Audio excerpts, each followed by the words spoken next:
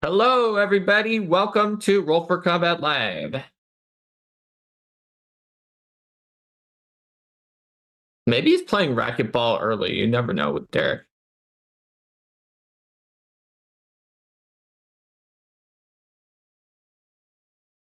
Steven's muted. He's muted. There we go. Fixing it. Can you guys hear me now? How did you know you were mute, Steven? What? Well, you know why? Because what happened is my mic, where is it? I don't see it. It's here. a new mic, though. It hasn't done anything wrong until today. It's a new mic. My mic broke, and I have so many mics that I found a backup mic in one of my drawers. So this is the backup mic, which is the same mic as the other one. But ironically, I bought the version 2 of this mic, which should be here any day now. And it literally it came out the day I bought it. So who knows? We'll find out. How do I sound? Do I sound okay? Am I the right level?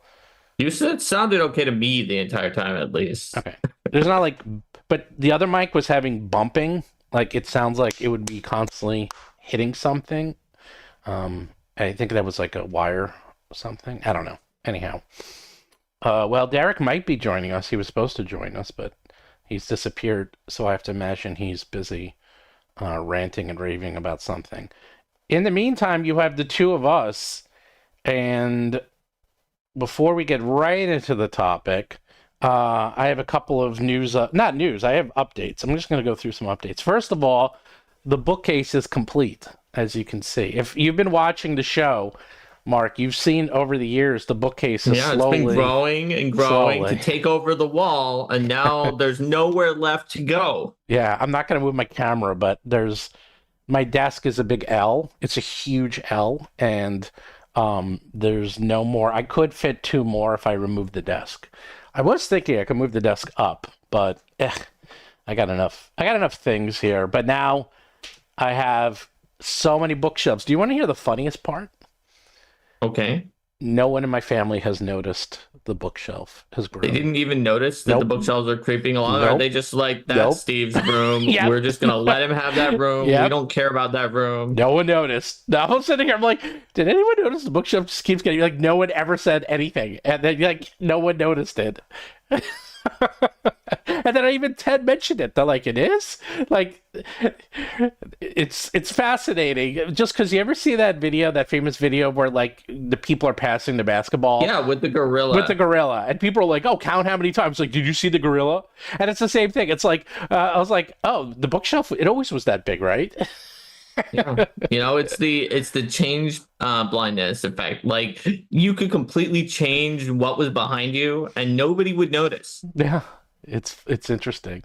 So now I have here, and this will be part 2 of my new thing, is for those of you who've been waiting for this, it came in yesterday actually, is Battlezoo Ancestry Classic Creatures. That's a special edition book. Look at that. Woo!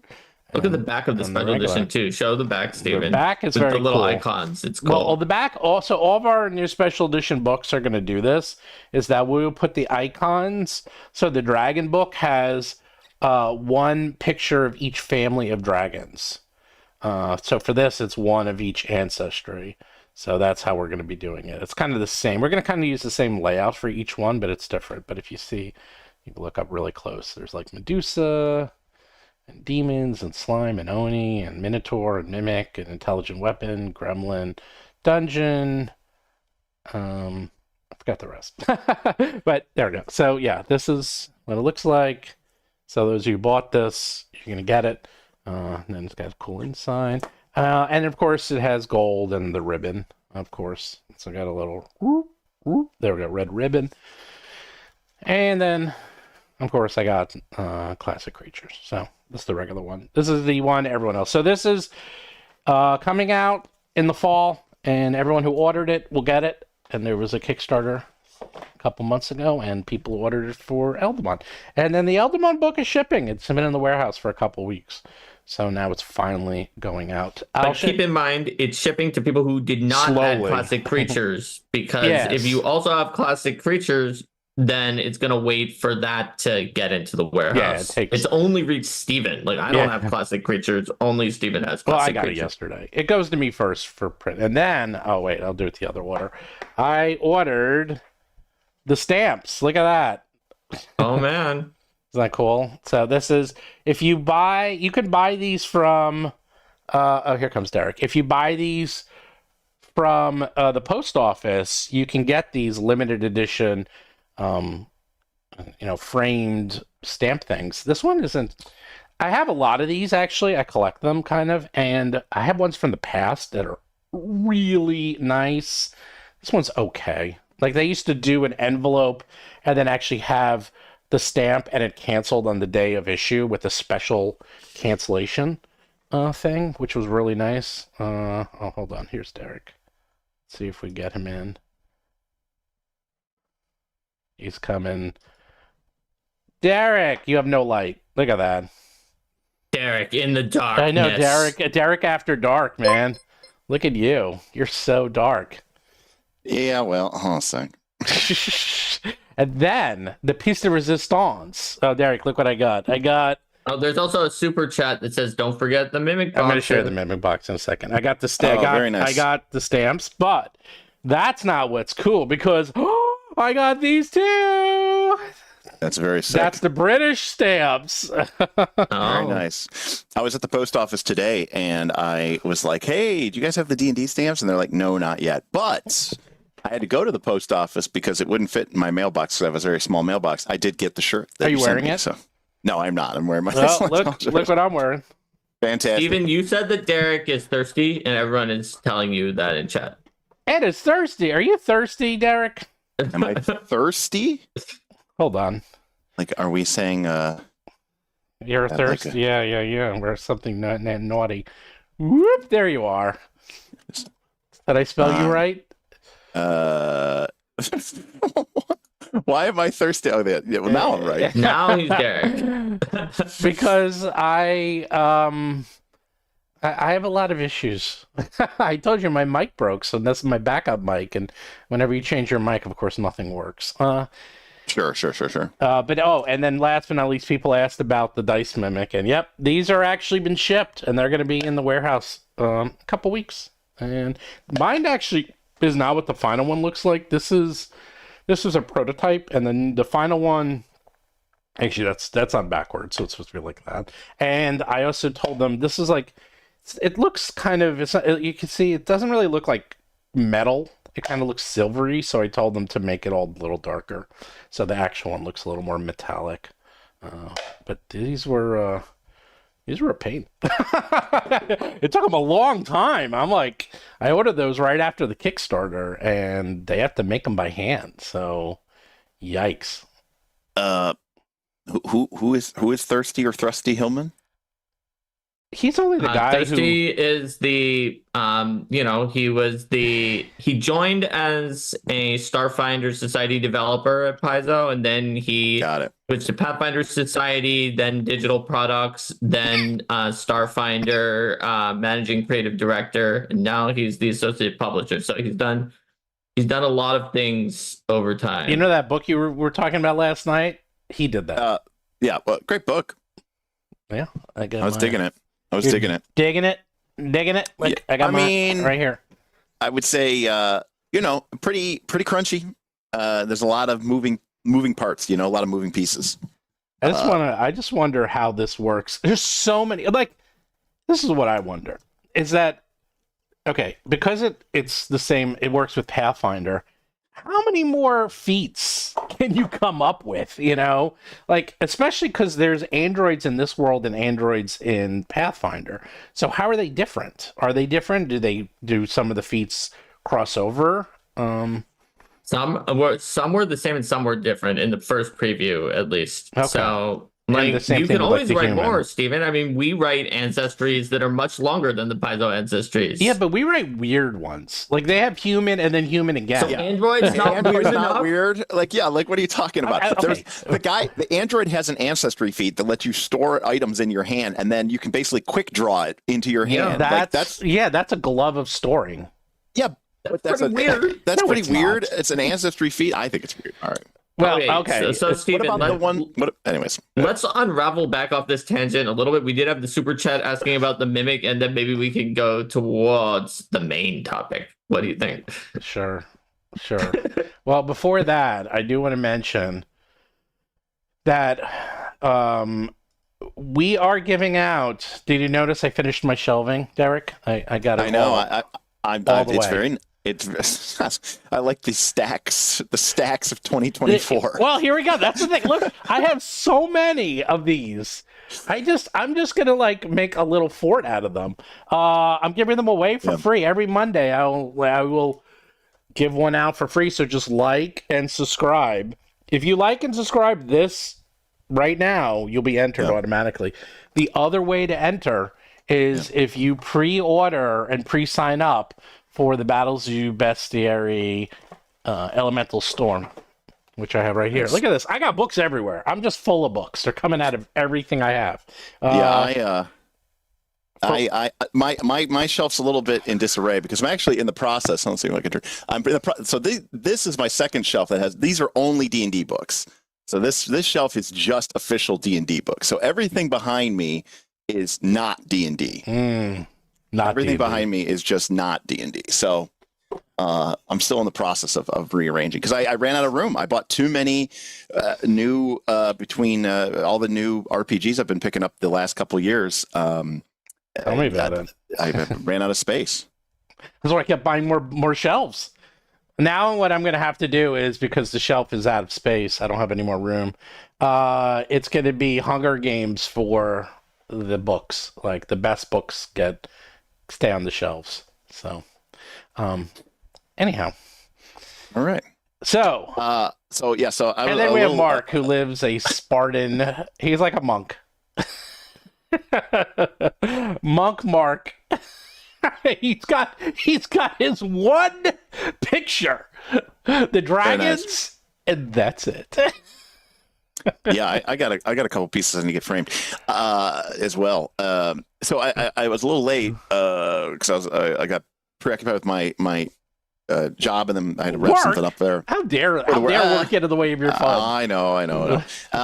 They're very flexible, so luckily as I can get my work done. But I didn't really know what the topic was, so I only know the topic as much as anybody does because I'm reading it on the channel. So as wizards learn from their past mistakes. What mistakes, you know what, Derik? Steven? Derik, that's how I learn the topics almost all the time. Is that I'll sometimes ask Steven, he's like, I don't know, whatever, and then I'll get a ping from the YouTube. It's like, YouTube has just put up an episode. Roll for Combat is doing this topic today in a couple hours. I'll be like, oh, I guess that's what the topic is. Well, it was Mark who came up with the idea of this topic. This is the one time that I actually knew what it was. Well, okay.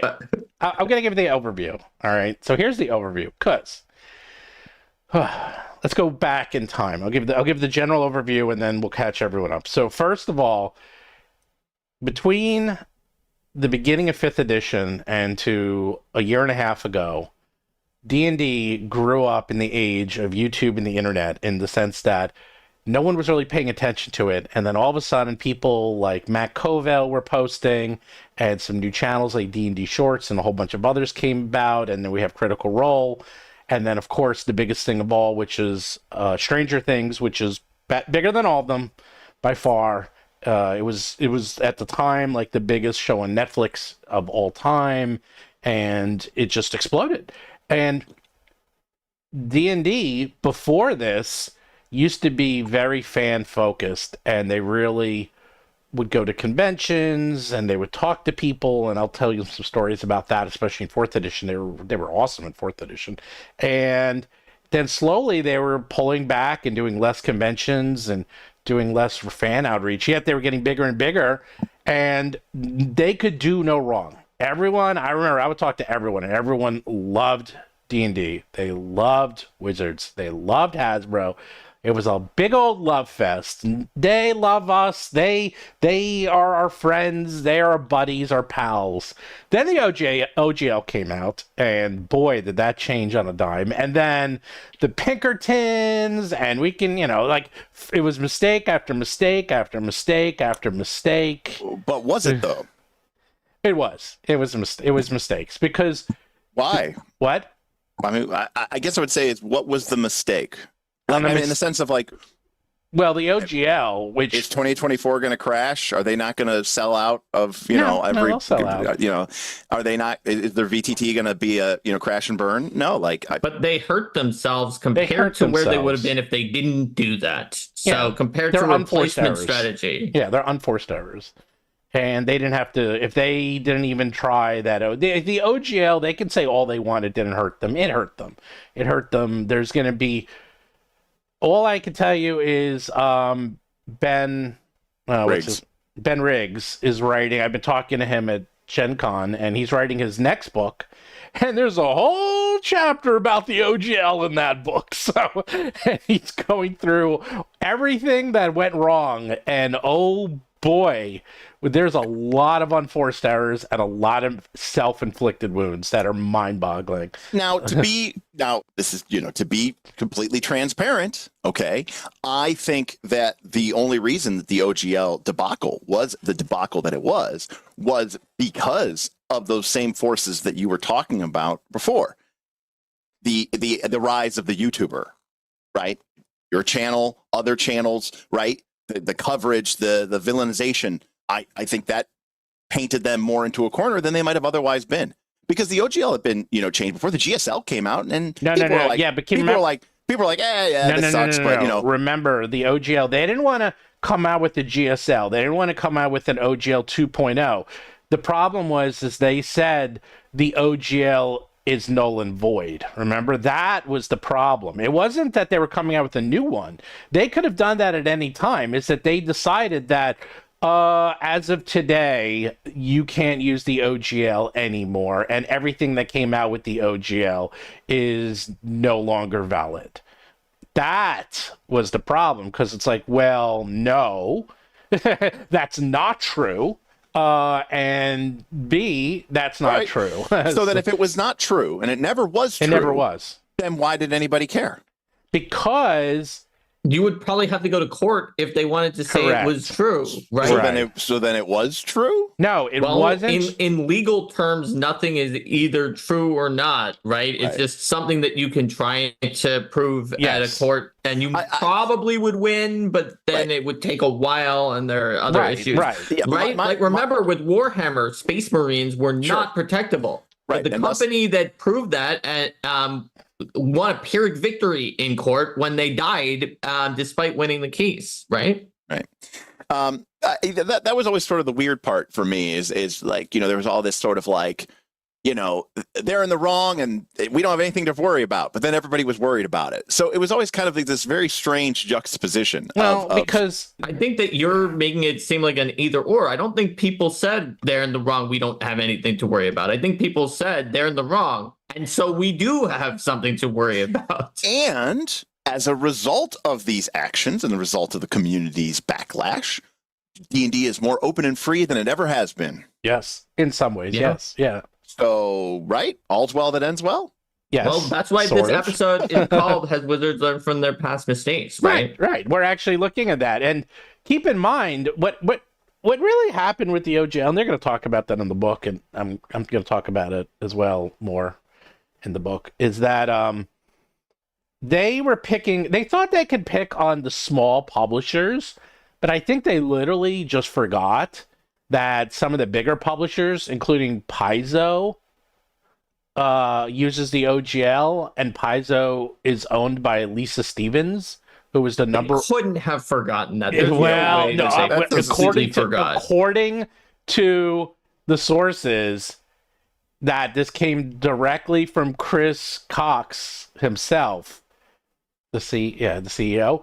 And it was, according to Ben, he was the one who said to do this, and he basically didn't care he didn't care. Well, sure, he didn't care, but that doesn't mean he didn't know. Yeah, but the point is, but Lisa Stevens, the number one employee from WoTC, who's quite rich and, quite retired and would have the power to fight this.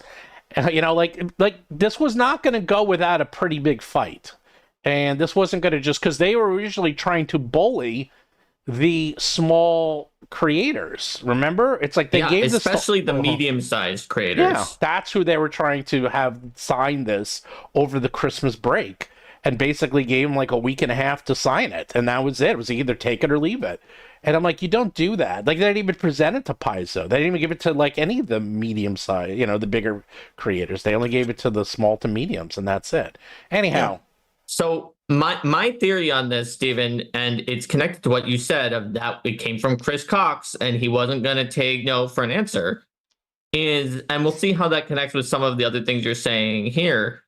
I feel like I say this in a lot of episodes. We talk about wizards in the name of this episode. Has wizard learned from their past mistake? As if it's a character. It's a single person that can learn from a mistake or not. I think that there are many people who are at Wizards now who were at Wizards then who knew this was a horrible mistake before it was even done. No, it's supposed and they either didn't hear about it until very soon before it happened, or they did and they tried to like raise alarm bells and were ignored. No, and I think those 100%. same people still know what the right thing to do is. They're the ones that everybody, when you were saying back before this OGL, were like, they're our friends, they know the game, they love the game. These same people were the ones that were being talked about, and they may have gained some political cachet and status in the company from being right about this, maybe. Or maybe they didn't, but people realized, hey, we should listen to these guys because what they're saying is what the fans are responding to. They know what they're doing. And maybe some of the people in the company who knew how to interact and network well with the fans now are having more of a thumb on the pulse of policy. Like, different sub-branches cause weird problems. It's like the recent issue, right, with the copyright strike. Some people at WoTC said, go do a video. Then the lawyers who were being hired on from somewhere else were like, let's do a copyright strike. That wasn't like one person being a Janus two-faced liar. It was two different parts of a large company that were at odds and weren't communicating well. That being said, as my very tacit understanding of the situation, because again, I was at Gen Con when that was all happening and coming back from it, and then my dog had surgery. It was a whole mess. And then I lost power. It was crazy. But my understanding of it was that they were basically, they didn't copyright strike me, but Paizo kind of slapped me on the wrist and a couple other That's why I brought you on, because you have a little bit of experience in this as well. and they basically said, that's on us. We do need to kind of tighten up our guidelines a little bit more, but you can't just flip through the book. You can't just flip through our PDF that we give you. And in the case of these content creators on these dungeon tubers, as the professor likes to call them, my understanding is that there was language to the effect basically saying you can't just flip through the PDF. Well, that is not what I heard. Again, that's why I said directly to them. They were told that they could. Some of them said that they were told to do that, or at least to do it in their usual format, which was that. Got it. Although I'm not sure about that because I got that one from a secondary source who talked to them. Got it. Well, and in that case, it may just be, it's not even a question of mistakes, right? It's just a question of communication. The company's too big, and they have broken down the lines of communication between all the different corporate entities, and what the hell, it's just a mess of it's policy. A big challenge in a company of that size. Absolutely. I'm not even saying that, like, it's not malice. It's not even necessarily incompetence. It actually takes a very steady hand and a very, very well organized machine when you have that many people to make sure that message is communicated everywhere and it gets to everywhere. And I know this from being at Paizo, a smaller company, and being the person who went to different departments and different teams and be like, I want to make sure to get this message to you because I'm not sure if it would make it there through usual means, or like maybe we do a weekly meeting that all the heads are at, but I don't know. That has to go from me to my head to your head down to you, and I don't know. It could break at any point in that chain. It becomes a game of telephone at that point. I'm going to directly tell you. I've been the person doing that and making it more likely that people knew it. Even then, sometimes it gets slipped through the crack because they're like, oh, yeah, you did tell me that, but I forgot because it was in the middle of when I was doing something else. Let me just say, I appreciate Agile Monk's tinfoil hat conspiracy, buddy. You've got a nice little paranoia going on, and I'm here for it. Some were intentionally led astray on purpose to create this debacle for free press and actions around D&D 2024, because now folks are talking more about WoTC versus ignoring them as we were before. I mean, Stephen, I don't tell you, right? What is it? There's no such thing as bad press, no right? Such thing as bad press. So I still don't think so. I think they would have rather had. I think there's no such thing as bad press is more true for a something smaller that nobody would have ever heard of. But WoTC has such a giant launch that it's guaranteed to get free press. There's no reason for them to have done that on purpose to create free press. I do agree. Look, I said I respect it as a conspiracy theory, but I'm just saying, it's a good one. But yeah, no, I mean, it is crazy to me, because you know what? You know what the crazy thing is? You know what Wizards of the Coast needs to do to continue to dominate? Nothing. They just have to do nothing. They just have to do absolutely nothing. You know, if they came out with a book and it was called "This Book Sucks, Crap Book of Feats," it would sell. It would sell better than everybody else's books, because it doesn't matter if you just stick the dragon on it, you stick the ampersand on it, right? You put some nice non-offensive art on the cover. It's going to sell out. I think that book might even sell better than normal, just because of the hilarious name. And people have been like, people be like, I have to check this out. Like, what's going on? Yeah, why did they call it that? They're so irreverent. I love it. Look at them subverting expectations. Oh, I love it. They're so brave. These guys get me. They're just like me and my friends. We make fun of cringe humor too. Yeah, they can't lose. It doesn't even matter. Any other company. I mean, if nothing else, has WoTC learned from their past mistakes? Yes, they have. They've learned that they can make as many fucking mistakes as they want, and it doesn't matter. That's what they've learned. Well, yes and no. That's what they've learned. Well, Steven said it did matter, that they did lose out from the mistakes compared to if they didn't do it. Maybe. I'm going to tell you. Well, let me back up. So, I've said this so many times, it's going to be a broken record. I'm saying it one more time, and I'll probably say it another 100 times. Everything that happens in TTRPGs happened in video games 10 years ago. This has all repeated itself. I've seen the same thing, the same debacle. It's not the OGO, but the same, what you can show, what you can show. I've seen this in the video game space more times than I can count. To the point that, and I don't know if you remember this, Derik, but we were hanging out with Professor, and I had my book, and Professor's like, "Oh, Steve, can I borrow that from you? I want to take some pictures of it." He was actually going to videotape the whole thing, and then I'm going to do a review of it. And he went back to his hotel and literally recorded every page of the book and was going to do a video. And when I gave it to him, and I don't know if you were there when I said it to him, I said, don't show every page. Whatever you do, make sure you just show either pictures that look like they were shown before, or you can show probably pictures in general. Make sure you show pages that were shown before, or maybe only show like a title, like a chapter page. But I'm like, don't show any charts, don't show any graphs. Like, I was like, don't do any of that. Like, don't. Whoops, sorry, I dropped something. And he's like, okay. And sure enough, the very next day was when the PH Asylum got the copyright strike. And I texted him and I said, I told you. And he goes, yep, I'm blurring the whole thing now. Oh, that is one. I don't know if he was doing that on purpose, but boy, that is one of my favorite videos he's ever done. Just where he's like, let's compare these two games. And it seems to be a good faith comparison between Shadow Dark and 5e, but because everything on 5e is blurred out, and he has the little stick figure drawing for the cover art. Good. Like, it was so good. It was so good. He's so good at that. Like, I was like, that is the serious troll while being serious. It's like, he was like, oh, I literally did a good faith effort of comparing it to Shadow Dark, yet I'm blurring it all out. Right. He's like, let's take a look at here it is in D&D. It's all blurred with like a stick figure. And then it's like, here it is in Shadow Dark. I'm like, oh God. It's like, oh, it looks good. Trust me, it just looks good. But somebody in my Patreon Discord posted something the other day, and I'm probably not gonna be able to find it quickly enough. But like, I was like, there's no way that this is real. And then they posted the link to where it was real, but it was basically a line from some recent interview with like one of like the brand, like the digital brand manager from Wizards of the Coast.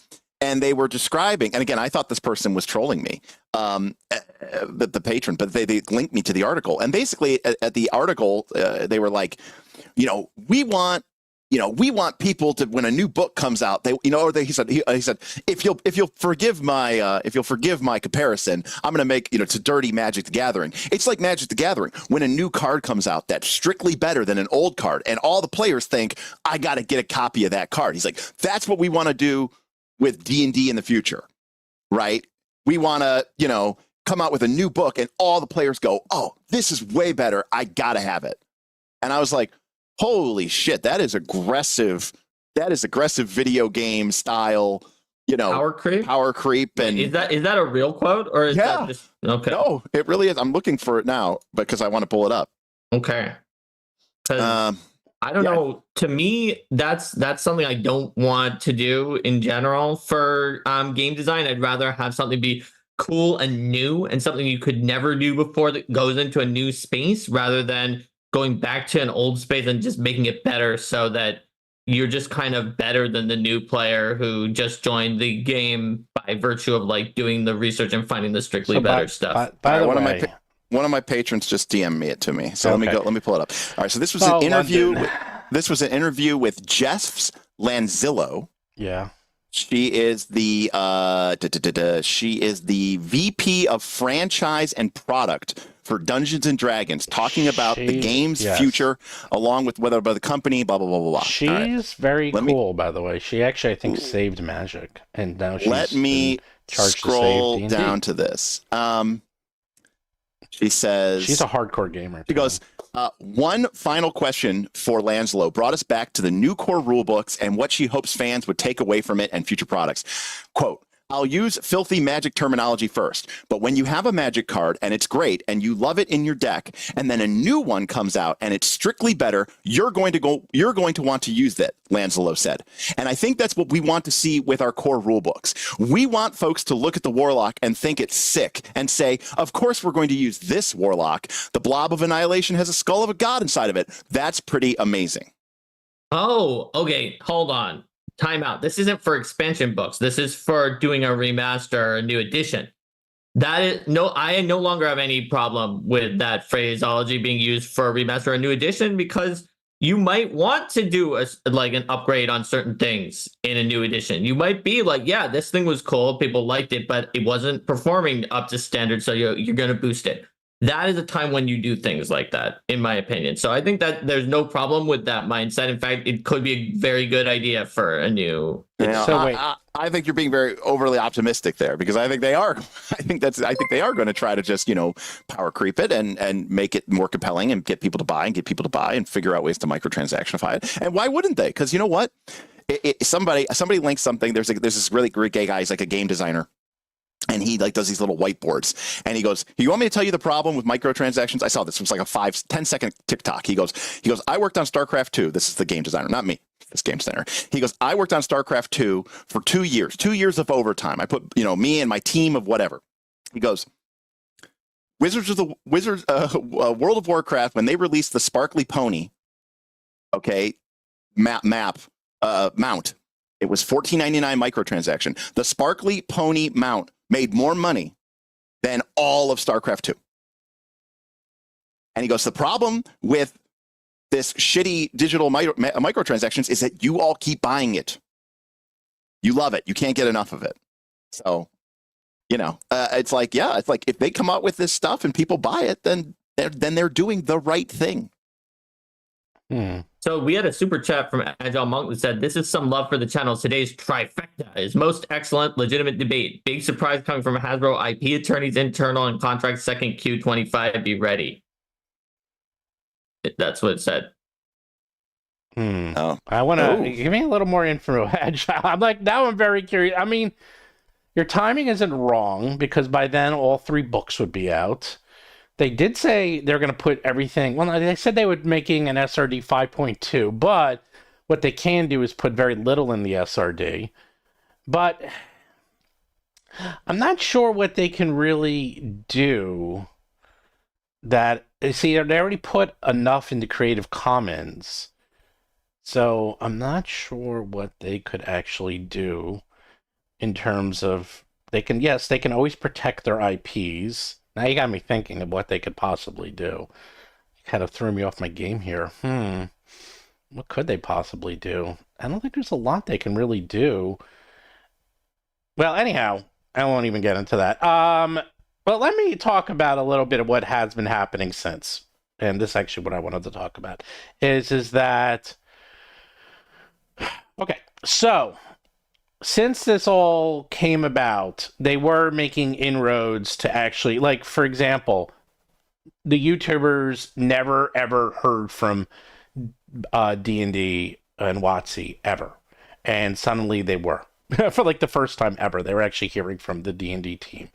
And they got the books early. They got them as PDFs. They were obviously watermarked with their name in case, they got leaked. And then they were told, and this is, just let me go through the timeline, is that they were told that as of August 1st, supposedly this date kept changing. This date changed several times because the book is officially out in the open on September 3rd. Okay, that is when people can buy it at their game stores. So if you pre-order it, it'll come out then. And anyone can buy it anywhere if you have a game store near you. It will then come out publicly, like on Amazon and everywhere else, on the 17th, I believe. Right. Yes, the 17th. I want to clarify the date changing a little bit and then send it back to you. Yeah. I heard from some of the people who got it. Part of the reason why the date changed, if you're wondering watching this, how could it change? Like, what's going on?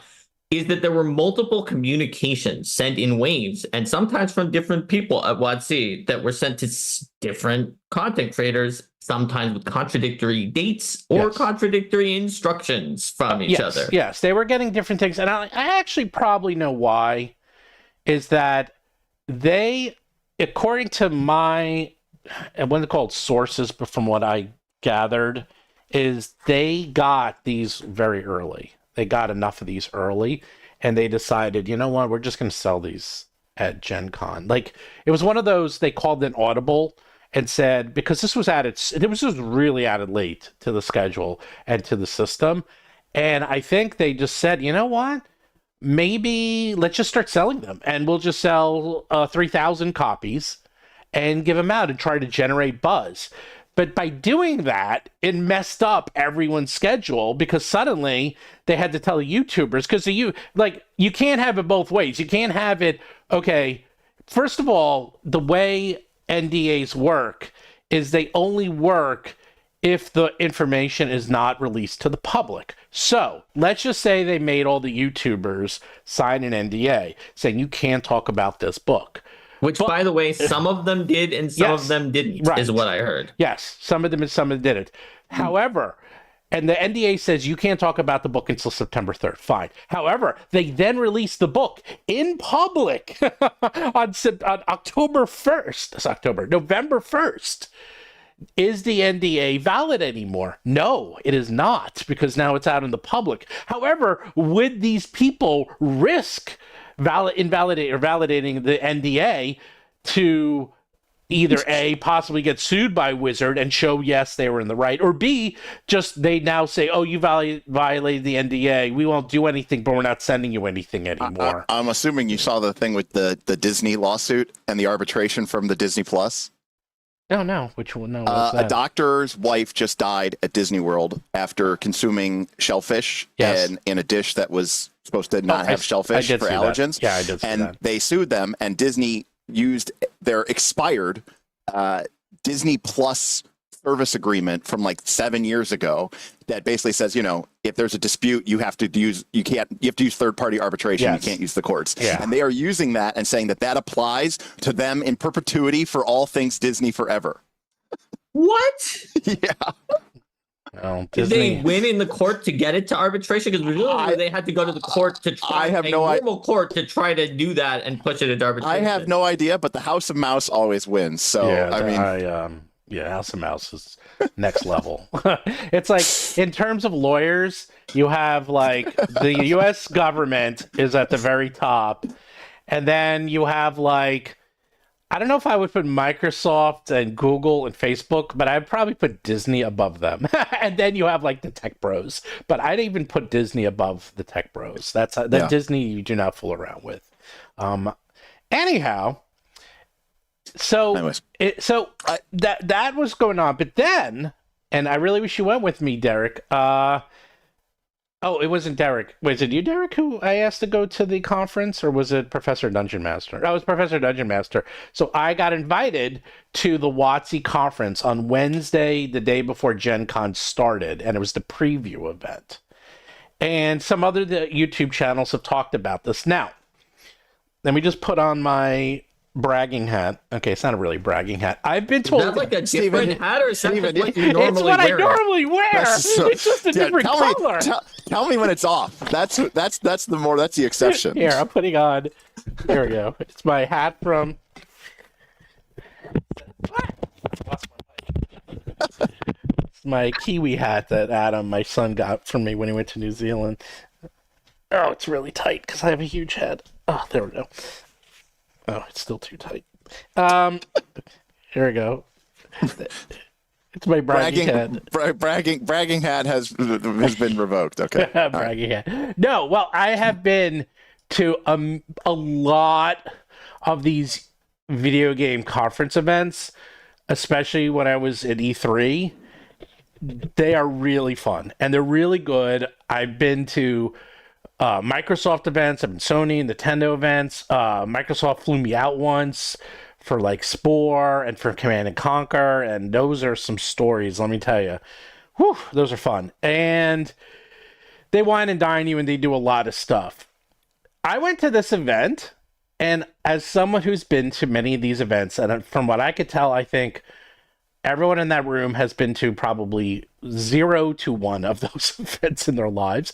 It's just because they don't really do these things anymore. It's just not something that's really done as much as it used to be. Like, I think it's mostly an age thing, because back when in the 90s and the 2000s, 2010s, and you go to E3, and the internet wasn't what it is today, and YouTube wasn't what it is today, like, you would have to go and play the games in person and watch the events in person and then write down what happens and then put it in your magazine or newspaper, and then maybe write it on your blog. Okay, there was no YouTube, or it was very in its infancy, the YouTube. So they just didn't broadcast this stuff. So everything was done in person. That being said, on a scale of 1 to 10, I give it a 7. I thought it was an excellent event. I really thought it was very well done. It was a fantastic space. They had 3 speakers that went through all the plan of magic of D&D. I thought they actually were really good. I was paying attention it was 2 hours, and I was paying attention to pretty much the whole time. They had a lot of interesting aspects, and Mark knows this because I was doing this with Mark watching me. I was taking some pictures of the blocks and the stat blocks, and I literally put them up, and then I literally took them down in a split second, because I'm like, wait, maybe I shouldn't be doing that, because I couldn't tell. The rule is, though, like, unless it says, like, right on the slide, proprietary, do not share, which it didn't, then all bets are off. And I didn't sign an NDA. I know my rights. Basically, it's like, look, you didn't make me sign an NDA. It doesn't say I can't share it. You didn't say, like, there's a lot of things they didn't do. So I was like, you're supposed to say off the record at a press event. Right. Or something like that. Right. Now, on the other hand, it is a matter of etiquette as well. It is, well. right. At that point, it was etiquette. But then what they did is they sent me a link to all the pictures that they showed during the event. And then I posted it. And then I deleted it because I'm like, wait, is this embargoed at all? So I wrote them, and this is all happening in real time, like right during the event. I'm doing this on my phone. I wrote them and said, hey, can I use this? Is this is an embargo date? And they wrote back right away and said, use whatever you want, wherever you want, you're free. And I'm like, bingo. And then I did. I shared every one of those pictures on the Roll for Combat Discord. Yeah. Wait, there is a twist to this whole thing, okay? This is where it gets interesting. They then started the copyright strikes and blurring, And one of the things they said is not to share were the stats for different monsters. And I was like, really? I went back to the link because I downloaded it on my phone. I wanted to download it on my computer. The link that they shared with me, they took out the monster manual information and the stat blocks. So they actually updated the link. No one's reported that. So I was like, oh, it's like they even have things going on in real time behind the scenes. Like they even changed what they were sharing with the press. By the way, it was too late. It was already out, by the way. But here's the crazy. Yeah, here's the craziest part of any of this. Yes. Like if this was a month ago and we were still months away. Yeah. I would understand that, but after to come out with this sort of like after you've like publicly released the book and sold it to hundreds, if not thousands, of people, yes. After you're doing press events that aren't really like high security, you need to be, you know what I mean? Like they're just showing slides up on I've been to Gen Con. I remember going to a Gen Con and they were showing previews for Monster Manual 2 for 3rd edition D&D, and it was like, they had slides and it was like people were taking pictures of it, whatever. It's like, if you're showing that, we are well past the point where you should be ever thinking about copyright strikes and stat blocks. And it's like, then don't show it. You can't have it both ways. Right. You can't be like, hey, build all this hype for us, but also don't show anything. We're going to send it to you, but you can't use it. It's like, just don't, if it's a big issue for you, hell, there's a part of me that would love that. I would love if, like I'm a Magic the Gathering player. I used to love it. You didn't know what cards were in a set until you went to the pre-release. You'd open up a pack and literally be like, holy shit, look at these cards. Now, spoiler season, everything is, shown before you ever even get to your first pack. I'd love it. If a book came out, no one's ever seen it before. The first time anybody gets their hand on it is when they pick it up off their FLGS's bookshelf. I'd love that. But that's not the way it's going to go because they want people to build up the hype. But then they're going to go and slap their wrists when they do. It's crazy to me. And again, I say that as somebody, who's had my own wrist slapped. Yeah, it was the Ancient Green Dragon. Was the Ancient Green Dragon in the player's handbook? No, that was in the previews. So and I got the preview. And they said I could share about that then, Stephen, about those previews of the stat blocks. Mm-hmm. My guess, based on what happened there, is that Player's Handbook lockdown, obviously, it's in your hands right now. Dungeon Master Guide lockdown. My guess is that maybe the monster manual's it's not. No, they not said 100% finished yet. They said that. They said it's not final. Therefore, the PR people happen to have some examples of stat blocks that they did show off, and they thought everything in there was fine. It was kosher. It was okay. But they didn't realize that since that wasn't finalized, they didn't want people picking it apart yet. And so that then they would have to go back, and they heard from other teams, again, a communication issue, probably, hey, don't share that one. And then that's why they went back and changed it. So I'm sure that's how that works in a company like that. Yep. Different teams have different priorities, and one will go off and do something with an asset that they have without checking in or making sure. And it's nobody's fault. Exactly. It's just, well, it's definitely not the YouTuber's fault. It totally isn't the YouTuber's fault. Yeah. They're the most innocent out of all of these. Yes and no. So this is okay. I'm going to back up, and I'm not throwing shade on any YouTuber. But I'm going to tell you something. I'm going to tell you why. No, please. I want to hear it. You want to hear it? I'm going to tell you. Okay. Because let's back up a bit, and then I'll get to that. Keep it interesting. So at the event, it was a very good event. Okay. 7 out of 10. Definitely not the best event. The best event I think I ever went to. It was a very good event. Totally a C. Got it. All right. No, it was like a 7 B+. is still not that bad of a score if you're using all 10. A B+ would be an 8. No, an A- is an 8. An A- is a 9, and an A+ is a 10. All right. Yeah. There you go. B+. They're new at this, but I was going to say, the best one ever was Microsoft when they gave us like free Xboxes. That was freaking sweet. We've got an Xbox under your chair. No, it was basically it was in the Hollywood, not the Hollywood Bowl, where the Kodak Theater where they do the Oscars. And so imagine that, it's like 4,000 people packed to the gills. They spend millions and millions on those shows. You can see them on YouTube now, but back then, to see them in person was fantastic. And they're like, and everyone who leaves gets a free Xbox. I was like, yeah. But remember, they're very smart. They spent millions of dollars to put that on, which means that they got multiples of that back. Oh God, yeah. Back then, they made it all back and then some, and it was definitely worth it. And this is the thing, like, in the end, this little event was very inexpensive, and then the coverage they were going to get was so much more than what they spent. And I was just thinking, this was so good. And then the copyright strike. And okay, here's the thing. Explain to me why it's their fault. He showed the digital version of his book with the freaking watermark on it, and he showed every single page from beginning to end on the stream. That's kind of a no-no, okay? I wouldn't do that with anyone's product.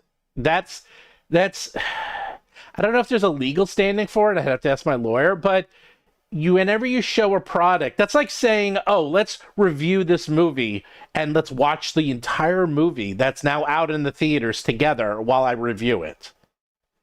That's kind of the equivalence. Right. Or, and obviously they don't let you do that. Right. Or you say, oh, let's watch this new TV show. I'm going to stream the TV show while I discuss and review it. Okay? If you're thinking of analogies, that's the analogy. Like, the analogy is he showed the entire book. Every single page, not some of the pages, all of them. Right. And so Steven, to be fair, I want to say, as a person who has made a book, the fact that it is the state of everything on YouTube where people just show everything surprised me, because I hadn't been watching those reviews. Wait, Jordan's in the chat. When I was at Paizo for the first time, Mark, right? Stop. Yes? Jordan's in the chat. Jordan, it's not you. Sorry. It was not you. It was D&D Shorts. They made the PDF from. I apologize, Jordan. I apologize. He's not talking. He's not talking about you. I wasn't saying people's names because I didn't want to throw anyone under the bus, Jordan. He just kind of. I was just using someone. Well, we were talking about Jordan before. It was. That's not who he's talking about. Yeah, now. that's not what I was talking about. It was actually the D&D Shorts cards is where they took it from. I have to say, it's become the state of the sort of the state of the field. And I was surprised when I first learned that at Paizo. I was like, is that really a thing that people are doing? And everyone was like, yeah, that's what's going on. And I was like, really? Okay. And so the problem is that it has become what people are doing, and people got explicit okay to do it from WoTC. Now, that was because of multiple instructions, multiple communications. They got it from one person, their boss, or maybe somebody else didn't like it. I get it. But Steven, I see where you're coming from the perspective of it is kind of weird that you can put the whole thing on there, but that's just kind of what's done. Yeah, but that's not legally. I know, but it needs to be communicated more clearly to stop it. No, look, you're 100% right. Now, look, I've been working in media professionally since '86. Okay, so what's that? 38 years. Okay, 38 years I've been doing this. I know, quote, the rules. Okay, I am a bad use case for this. Basically just working with other media companies throughout my career, I know what you should and shouldn't show. I think a lot of people not only were they new to it, but then they were given specific instructions to say, oh yeah, you can show anything you want, which is, they're completely innocent then, because they're literally showing that, oh, you said I could show anything I want. I'm going to go through the entire book and show every single page that you said I could. But that's miscommunication, because they're like, well, we didn't mean every page, because then they came back and said what they could show. And they're like, don't show the whole chapter, only show sections of a chapter, blur certain percentages of the pages. Yeah, but by then it was too late. Oh, I know. I completely agree. Yeah, right. Crazy. I completely agree. And so my perspective on it, and again, I think this is perhaps the right way to do it, is when Paizo released Treasure Vault, they sent me, my channel, a preview PDF. And as is the way that my live stream, if you've ever seen an Idle Last Call live stream, you know that they go for 4 hours, 5 hours. And we sat down with the Treasure Vault and we went through the whole frickin' book. And we basically reviewed every single item. And you know what? The crazy thing is, we actually kind of liked the book. But there were a couple items that we thought were silly or bad. And guess what? Turns out they were, and they got errated almost immediately. Looking at you like the the black hole bullets or whatever they were called. I can't remember what were they called? The black tendril shot. Black tendril shot. That was it. Oh no, that one was way beyond the pale for what it did. That was it. Thank you, Mark. But any case, but the thing was, other Paizo creators were doing the same thing. Nonat was doing the same thing. And then what ended up happening was there was sort of a groundswell of activity of users, not Paizo, of people who were saying, Paizo, are you just going to let this guy drag your product like that? And I can't believe you sent him a preview. And so Paizo felt motivated to act. And they basically came out and said, that's on us. We didn't give firmer guidelines. Going forward, we'll be more, cautious about like who we send books to and what instructions we give with those books.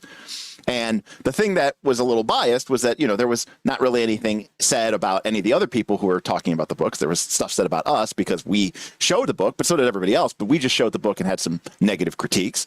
But the long and the short of it was Paizo basically said, that was on us. We didn't give you firm enough guidelines. And that's going forward. We'll just make sure that we're more clear in our directives. I think that's the fair way to handle it. That's totally the fair way. I want to say, Derik, totally again, from being in Paizo before this, obviously by the time Treasure Vault was out, I was not at Paizo anymore, right?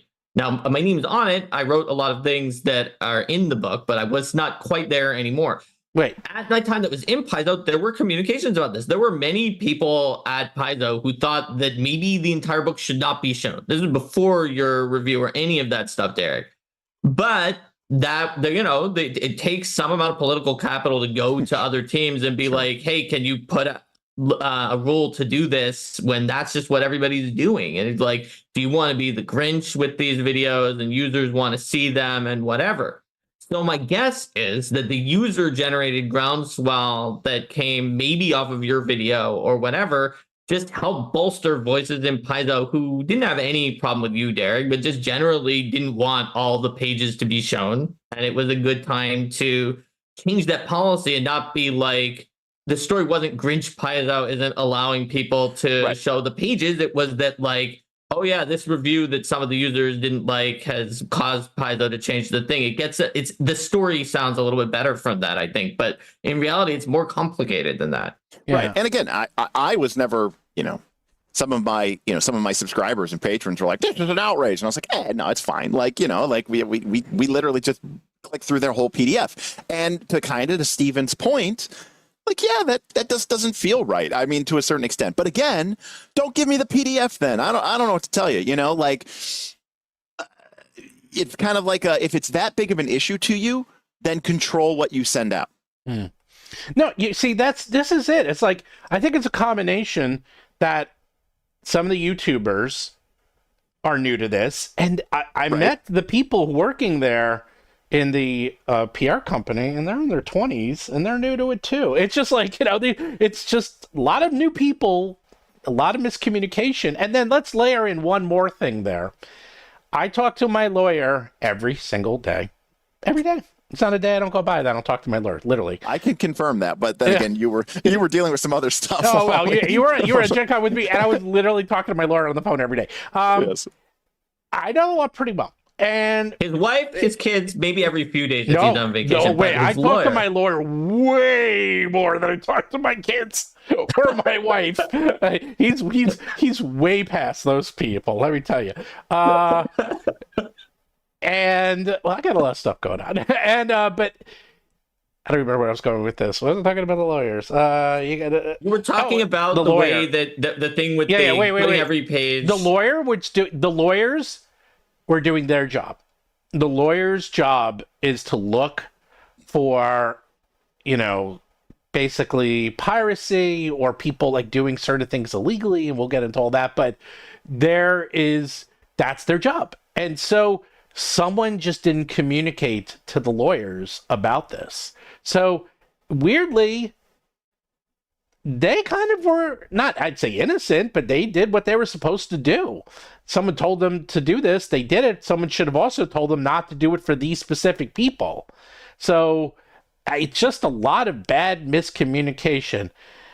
The whole joke is, are you ready? The lawyers aren't very good at their job. So in case you would like this, Derik. So last night I saw, I got it right here. I saw Once Upon a Mattress. I see pretty much every Broadway show because we're, Broadway people. And spoiled. No, cultured. You could have just said because we're spoiled. That's what cultured. Because I live in New York. I live 30 minutes from Manhattan. I like to go to Broadway. Continue. My son says to me, he goes, "Oh, I can watch this later." If you look up anything with the word slime tutorial in it, so if you want to look up Wicked Slime Tutorial, that is how people bootleg Broadway shows, is that they actually call it and then add the word slime tutorial. And so if you ever want to find and see a Broadway show that is around or not around anymore. So that whole joke is thanks for sharing the piracy information. Hey, no, man. but like I mean, the whole point is there's a subculture that even the lawyers don't know about. It's so crazy. Well, right. Going back to the copyright things, I am sure that some enterprising young man, while at Gen Con or woman, bought their book on day one, cut off the spine, and high-res scanned every single page of that player's handbook. And there was probably a PDF of that on the dark web or wherever the hell people do their pirating these days. No, I couldn't find it. Well, I found the PDF. He was like, I don't have enough. No. I did a whole video on this. I was curious because someone said, because everything that people said is like, there's no one who's going to sit there and take a screenshot of every single page from the YouTube and turn it into a PDF. It took me 30 seconds to find the PDF and about another minute to download and unlock it. The answer is yes. Someone actually went through, scanned every picture, assembled a PDF, and you can download and use it today. I mean, yes, the answer is yes. People do this. It's insane. It's like a challenge. Saying, like, once the physical book was released in any capacity, the cat was out of the bag. Yeah. I don't know. It just seems... Beardy Ben gets a hero point. Always at Broadway, closer to his lawyer than his kids. Steven is very New York City. Hey, man. I am what yes, I am. What do you want from me? Wait, the best one I saw was someone said that I was like Forrest Gump because of everyone. Yeah, they did say that earlier on. Derik, you spent a couple of days with me at Gen Con. Is that true? Are you like Forrest Gump? I mean, there's like an element of like, we're sitting at the bus stop and you're telling us the story and then nobody believes you. And then you pull out the magazine that shows, Fortune 500 with you on the cover, Bubblegum Shrimp or whatever. Like, there's definitely moments like that. It was pretty funny. Like with Steven, you never know what you're going to get. No, like we're hanging around, we're having dinner, there's a bunch of dungeon tubers there, and I'm sure award-winning people. And this guy shows up and I think, oh, look at this. A normal person shows up, like somebody who isn't. Now, look, I'm not trying to overinflate the importance of, DM's Lair or Dungeon Coach or, Kelsey. I mean, these are cool people. I enjoy him, but whatever, but in the context of Gen Con, in the context at least of D&D, to be fair, Gen Con is so huge and so still board game focused. Like a lot of people still wouldn't know who these people were. In any case, this person shows up and I go, oh, it's a normal person. And then Steven's like, the lead designer for the D&D BTC. And I'm like, and he's like, he built Magic the Gathering Arena. And I'm like, what? I was like, who do you not know? Who do you not know? Like, I was like, look, look, I'm not the only nobody here at this table anymore. This is some other nobody. You're like, oh right, well, because that was the table. Like you were the low man on the totem pole, and then you're like, oh, there's another normal person. He's like, that guy wrote that guy designed Arena and is making the new VTT, and you're like, I got my chattel and my T-shirt. Yep, that's right. I'll stick to what I know. Like, look, listen, as T-Bob's Left Eye and Chili said, right? Don't go chasing waterfalls. Stick to the rivers and the lakes that you're used to, right? That's me. Yeah, it was fun. Well, anyhow, it looks like they're actually trying, okay? Because like they actually had events at Gen Con. Now, great events. Well, the thing that was crazy, well, they actually were running games, but they were supposedly so far away because they got their way. This is proof that they did everything late because they were like way off. Everything was like disorganized. And it wasn't that they were disorganized. Well, they were disorganized, but that they contacted Gen Con very late in the game. And obviously because they're WoTC, they're able to like make mountains move, but not really. Like they were still kind of put off in certain like weird locations for some of their events. And I think you're going to start seeing much bigger, like I think next year you're going to see them have like an actual booth, maybe even a castle, who knows? Like I think they're realizing their mistake and they are trying to become more involved like they used to be with the TTRPG community, because it doesn't really cost them that much. And I'll tell you the other thing that was amazing. I was talking to a lot of the people at WoTC. You know, the guy you just mentioned, Kyle, who we had dinner with. He never went to Gen Con before. That was his first Gen Con ever. So you have all these people from WoTC who have been working there forever who have never been to Gen Con. So it's good for them too, because they want to go. It lets them see their fans and meet people and talk to them. It's good for everyone. I just think, they just have a lot of miscommunication, and they are trying, though, okay? They actually are. I know it doesn't seem like it, and people are thinking they're doing nothing but unforced errors, which I think they are, but... I think that a lot of the people have been trying all along. A lot of people at Wizards have been trying all along. And they're just not in the position that, like you said, Steve, it was Chris Cox. Nobody can say no to Chris Cox. Yeah. He's at the top, right? They're not in the positions at the top. So to some extent, to me, what it feels like is that because of the fact that executives are always shifting around every few years, but that the designers and the people working on the game have industry wisdom from being fans, from being designers for a long time, that it just takes any new set of executives at least certain number of blunders to realize that they need to listen to the people who've seen it before, right? Because I think that just even based on the GSL, which was not as extreme as the stuff with the OGL and some of these other things, it was obvious to the staff who were working on the game what was going to happen. But these new executives, I can understand also, even if I completely don't agree with them, why they might just be like, whatever, I've never saw anything like that. I've learned my lessons of management from wherever I was at, and I'm going to do this thing. But thankfully, it seems like at least they're listening, or at least not obstructing, and allowing some of the more rank and file employees who've known all along what to do those things. Well, if you listen to Ben Riggs, there is a war going on at WoTC right now, and actually goes into a lot of detail. They're still in a war then? Yeah, oh yeah, and I can give you details on this war. So this is exactly what happened. Is there are the designers, and then there's the Amazon tech bros they brought in. So one of the things is that Cynthia Williams, when she was hired, brought in a lot of tech people, and they were trying to run it like a tech company. And supposedly they had these meetings. They have these meetings, it's either every day or every week. It's every week. And the quote from him was, it was like feeding Christians to the lions, is that you would have these team meetings, and the tech bros would shut down everyone who was in the gaming side and only advance anyone who was on the tech side, no matter what. And it was incredibly frustrating for the designing, the gamers and design staff. And basically the Amazon people were, and I've seen this many times, I've seen this a million times in these companies, is like they're brought in to, show them how it's done and how to make money, and we're doing it this way. And it's like, well, this is the way we do it, and this is what the community is like. They'll say this is, those are the gamers, and those are the people trying to protect the property. But then the tech people are going, well, you've been doing that for 40 years, and it's obviously not working, so therefore, we're going to try it our way and see what happens, because we could always go back to your way, and then you get the OGL.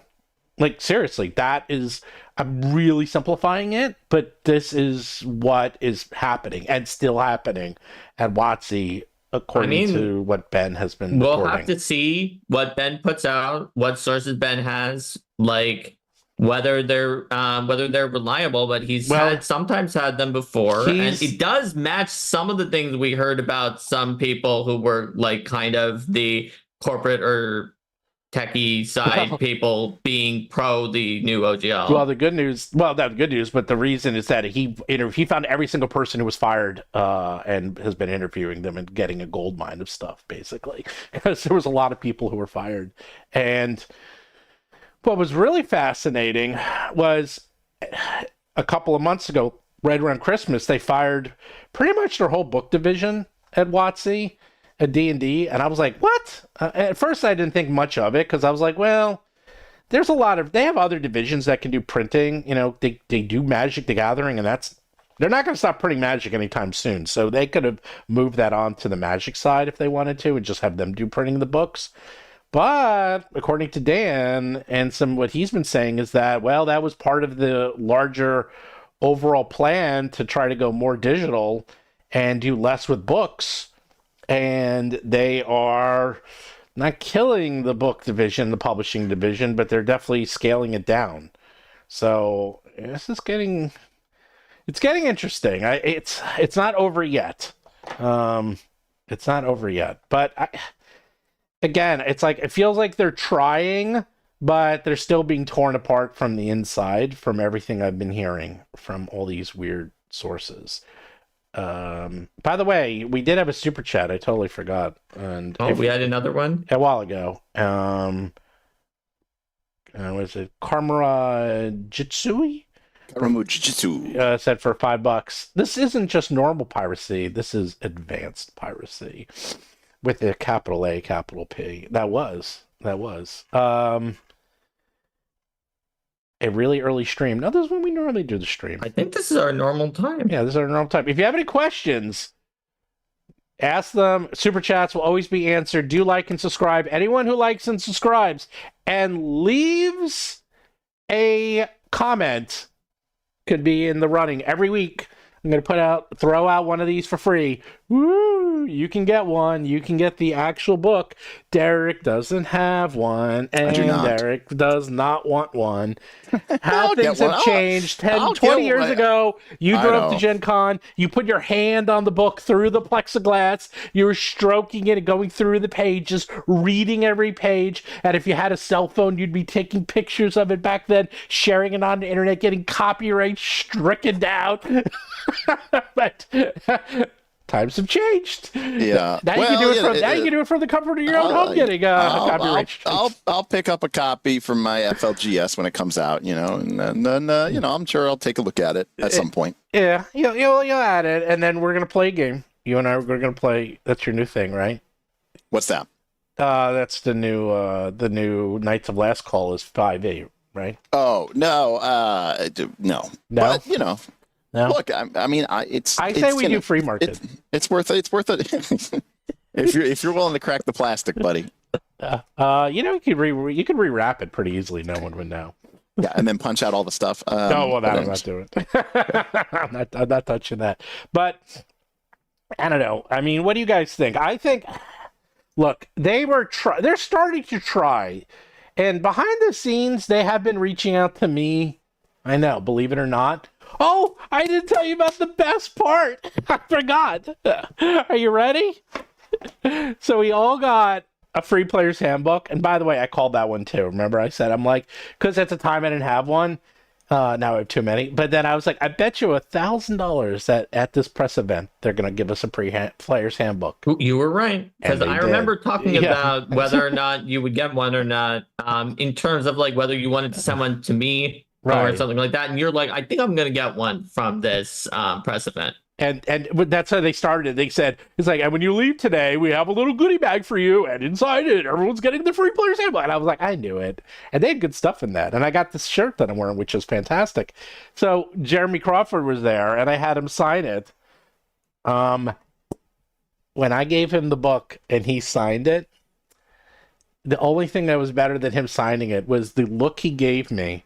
If looks could kill, he gave me the dirtiest look I think I've ever received. Like, I was like, wow, he definitely knows who I am, because he was like, he didn't say a word either. He just signed it and gave it back to me, and I was like, damn. that was freaking cold, man, because he was signing everyone else's and talking to them. So, Oh, look at that. Look under your chairs. Copyright strike. That would have been funny. Well, they still got 2 more books to go. That's the best part. So how do you think it's going to work out with the DMG? See, the DMG, I don't know. I think the cat's out of the bag. I mean, there's no more conventions for them to really go to. They're not going to give out the books at PAX Unplugged because the Monster Manual definitely won't be ready by December. So this won't happen again. They're going to give out the books, and they're not going to give them out early anywhere at any convention. And then they will probably this time give out clear instructions on what you can show and what you can't show. Everyone will get the books early, and then they will do their videos, and it's going to be nice and organized. And that's the other thing. This usually only happens once. So this was a total mess, but I think they're actually going to learn from it. But also, this is it. Like, how many more times are they coming out with new books? There's a super chat that asks, do you have a favorite piece of art in the Player's Handbook? The Dwarf Fighter's good. No, don't show it just in case. I don't know. The baking dwarves are pretty good. That was a really cool one. I'm kidding. I like that one. Oh, okay, I knew Mark would like that one. I don't know. There's a couple of good ones in here. There's a lot of cool art that I've seen in there. It's very, very cool. The Ranger art, like, it's hard to see because I have a glare. Look at this. I don't know if you can see it. There's shadows. You see the shadows through the leaves? That is insanely tough to do. I was like, this is like totally next level. Like, that is a beautiful... You know what? Okay, Professor Dungeon Master and I were talking about this because we were going through the book. And he's like, I bet you, because a lot of this art is good. It's not the old, like, Conan the Barbarian type art where it's like them, like, slaying beasts and killing, creatures. But it's still pretty good. It's like, it's been toned down, definitely, but it still was really good. And he's like, I wonder if they purposely showed the Mexican orcs, just to get press. Like, did they, because we went through it, and it's like, they almost purposely, did they take these pictures that they knew they would get flack for just to get flack for them? Because they could. I doubt it. I think that somebody was deciding that what they were going to show was the big half pagers for the different species, because that's what was shown, and those happened to be ones that had that. Look at right? that druid picture; it's beautiful. Yeah, but they weren't showing the class pages. I think it's much more likely that someone said, "Let's show splash art for the different species," and then that's just what happened. I know. And, they could have shown. They could have shown like that. Conspiracy of like, let's show these because we don't have confidence in them and we think it will cause a controversy. That's very unlikely to me. I mean, there's a lot of very good art in this book. Like, really, really good art, and there's a lot of it too. Like, they went. There's like half pages for every single subspecies. I mean, subclass. I meant, and I mean, it's really good. It's actually a very well done book. I haven't done a review of it yet. What's fascinating, and that would be part of my review, is that they reorganized the book, and they said, all the past books have kind of always been in the same order because that's the order they did them. And they never thought to, like, change it because that's the way it always was. And then they're like, oh, and then they got so much flack for 5th edition. And then they're like, oh, we got to rethink everything and, like, redo the order of the book and the structure, which is pretty fascinating. By the way, was the DMG always in that order? No, they're talking about the Player's Handbook. I don't know about the Player's Handbook. It always was. But the DMG 5th edition was in a different order than other previous ones. I'm pretty sure. Yeah, no, the DMGs, I think, were always in different orders, but the Player's Handbooks were kind of always in the same order. No, that's true. And that's what they said. It's... I think I like the new orders that they're doing. Oh, the ones Derik, that they've described. Derrickson wants to enter to win free market. Good luck. Good luck. Yeah, good luck. This is literally the last copy on planet Earth. How do I know that? The company told me that I bought it from. They found it in the back of the warehouse. They're like cleaning out the warehouse and they found this copy and sold it to me. $100, baby. Pretty good deal. I know, it was a very good deal. Yeah, Jordan's in the chat. Jordan, how do you feel about this whole thing? You were the one that was affected. Like, I've been copyright stricken on like Facebook in the past. I mean, this is a long time ago, and just that is so terrifying because you feel like there's basically nothing you can do. Like, you know, it's like good luck trying to find someone or, you know, contact someone or like get anything fixed. You know, just no contact information on anyone. So, I mean, I guess this one wasn't so bad because you can contact WoTC, and then WoTC can take off the strike, so you don't even have to go through Google. But still, it's like, ugh, that's really terrifying because, you know, people are like, "What's the big deal?" It's like, well, if you get 3 strikes, they take down your channel. That's it. Like they delete it. It's like just gone. So think about all that effort of the tens of thousands of hours of work. It was horrible. Oh, here we go. So Jordan says, I don't think I would get anything fixed. So I went to Twitter because WoTC just said we're looking into it. There you go. Oh, what are you doing, Derik? Oh, I was right. I do have Yay! 2 copies of R.A. Salvatore's Demon Wars Reformation from a Kickstarter from 2014. However, that. Yes. Is one signed? You would get this copy. Right. Why? Because yours are the one signed by R.A.? And I would keep this copy, signed by him, his son, and by the co-author. Oh, really? Well, R.A.'s at a lot. I see him at a lot of conventions. The other co-author is his other son. Okay. Oh, okay. Well, it's by R.A. Salvatore, Brian Salvatore, and Gino Salvatore. So I got all 3 of them to sign it. So Jorfdan said that it was resolved after 1 day, but with the 3 strikes rules, if he had happened to have made 3 videos, he would have been terminated before that could happen. Yeah. By the way, Jordan, it's Jordan. The PH is silent. Oh, okay, Jordan. Fair enough. So, someone else was the backer of Demon Wars. So, anyhow, what do people think? After hearing all of that, is WoTC actually going... See, I was about to start saying maybe they're trying and they're turning things around. I think they are. Well... I think they have been, but I think that it sounds like there's a war going on, you're saying, and there's some people in the higher up who have always... who want to do something else, right? But yes. I think there's been people there the whole time who are trying to do things well, who know what to do to be good for the customers and the fans. And the question is just, are they going to be listened to? Or do they have the capital to get their ideas to happen or to get what they want to see out there?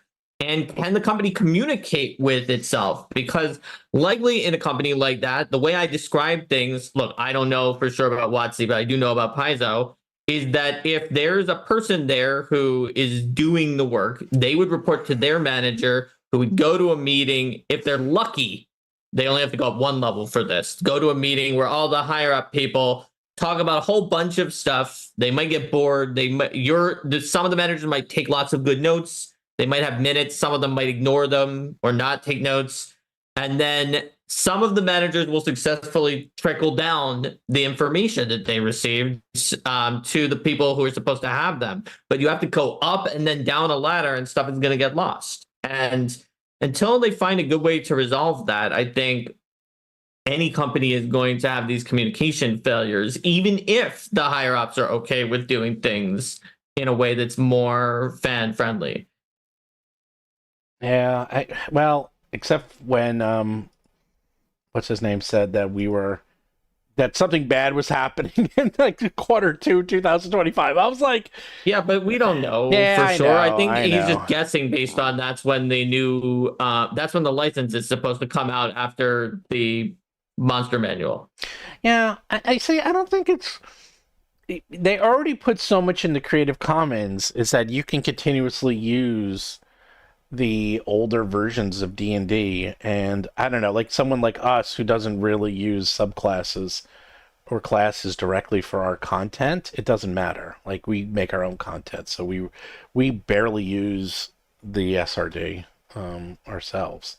So, by the way, Jordan wrote, doesn't WoTC work with influencers when it comes to Magic the Gathering? I'm confused why this content creator team is lost. That is a very good and interesting point. So Jordan is asking, why weren't the Pinkertons sent to his house? I think is what he was asking. Because no, I don't think that's the that's a question. joke. I know, because that's what the Magic the Gathering team did. No, but it wasn't the Magic the Gathering team that did that, right? It was, again, the higher ups. It was the lawyers. It was whoever was doing that. I know. Right? Yes. The Magic the Gathering team obviously didn't send the Pinkertons. That's not even something they could have done if they wanted to. I'm sure they didn't want to do that, right? Yeah.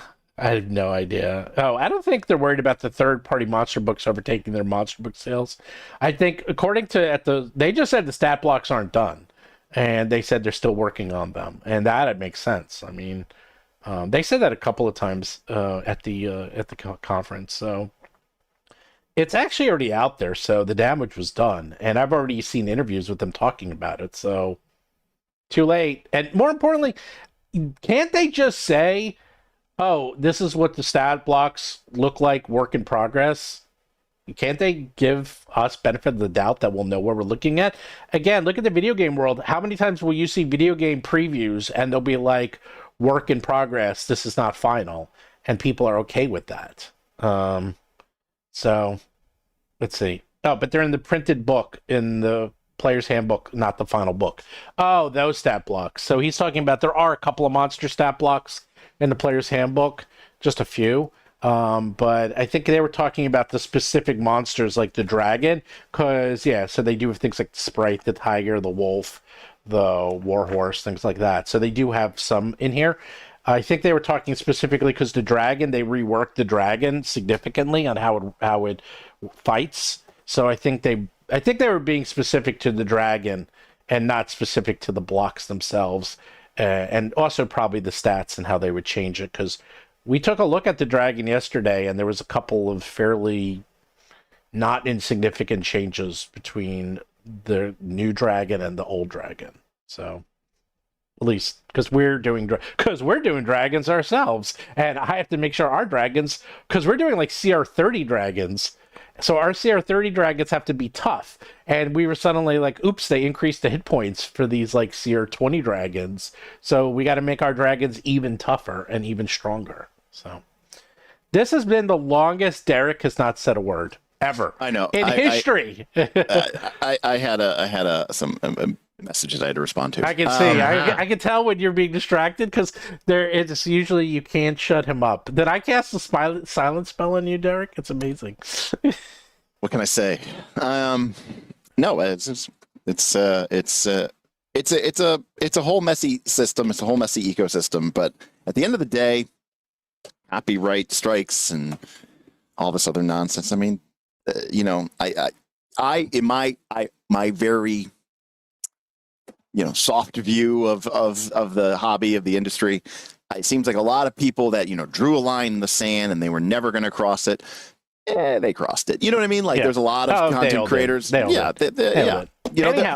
look, I get it. I mean, as a great example, today I saw a kind of a sad post on Twitter from Nonat Ones, who has been, I guess, doing some Starfinder 2 posts, and he basically made a Twitter post today, says, hey folks, I've really been enjoying talking about Starfinder 2, but he was kind of showing his YouTube statistics, and it said, like, this is your worst performing video of the last 2 months. Yep. And he goes, but I'm gonna have to go back to Pathfinder 2nd edition because you aren't watching this. And somebody was like, screw all that, man. Why do you care about what the algorithm says? You should just do what you're passionate and you love. And he goes, dude, this is my full-time job. So yeah, I do have to care what people want to watch and people want to see. So I really respect a lot of these content creators who went, I'm drawing a line in the sand.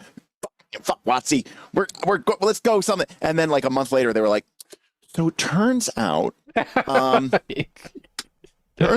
none of you care about other games. That's and true. you want 5e content. That's and guess true. what? I got bills to pay, and I've got a mortgage, and I've got a dog, and I've got kids, and I'd like for them to go to college someday. So let's talk about these 3 new feats. Look, that's just the name of the game. That goes back to the stupid pony thing I was talking about before with World of Warcraft. If that's what people want to watch, I mean, and a lot of the people were like, I can't. I mean, I saw this post a lot. I'm canceling my, I'm canceling my D&D Beyond subscription. And everyone's like, yeah, and then they're like, well, we sent the message. They got it. They heard us, and they've made some policy changes. So I'm going to go ahead and reactivate that, because turns out none of my players or me know actually how to make a D&D character. We've only ever done it through D&D Beyond, and we leveled up last night, and nobody actually knew how to level up in D&D because we had never ever actually done it before. So yeah, we're going to go ahead and reactivate that. But the message was delivered. They heard us. The people spoke, and the evil corporation. You know what listened. that is? That's like kids who don't know what clockwise and counterclockwise is because they all use digital clocks. Right. Right. What does that mean anymore? It's a meaningless thing. That's a good point. Yeah. Galaxy says, so everyone has a toxic relationship with WoTC Hasbro. Yeah, kind of. Kind of. Hey, man. Welcome to the world. By the way, that's how things are with corporations, right? That dominate the space. Yeah. It's not just WoTC and Hasbro. They're not even exceptionally doing this compared to other corporations in space. When a corporation dominates the space, everybody kind of has a toxic relationship with that. Yeah. I mean, you have, how do I put this? When I was working in the video game world, I was talking to all the video game companies. Microsoft is infamous for being very difficult in a lot of ways.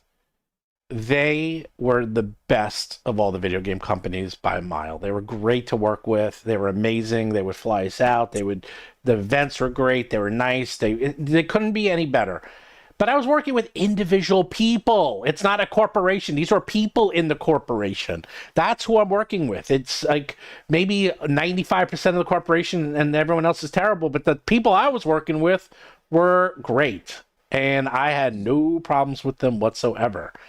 And that's the difference. And in fact, I was having a very nice time at the D&D event and was talking to a ton of people. And we were being very geeky and talking about a lot of game stuff. But those were individuals.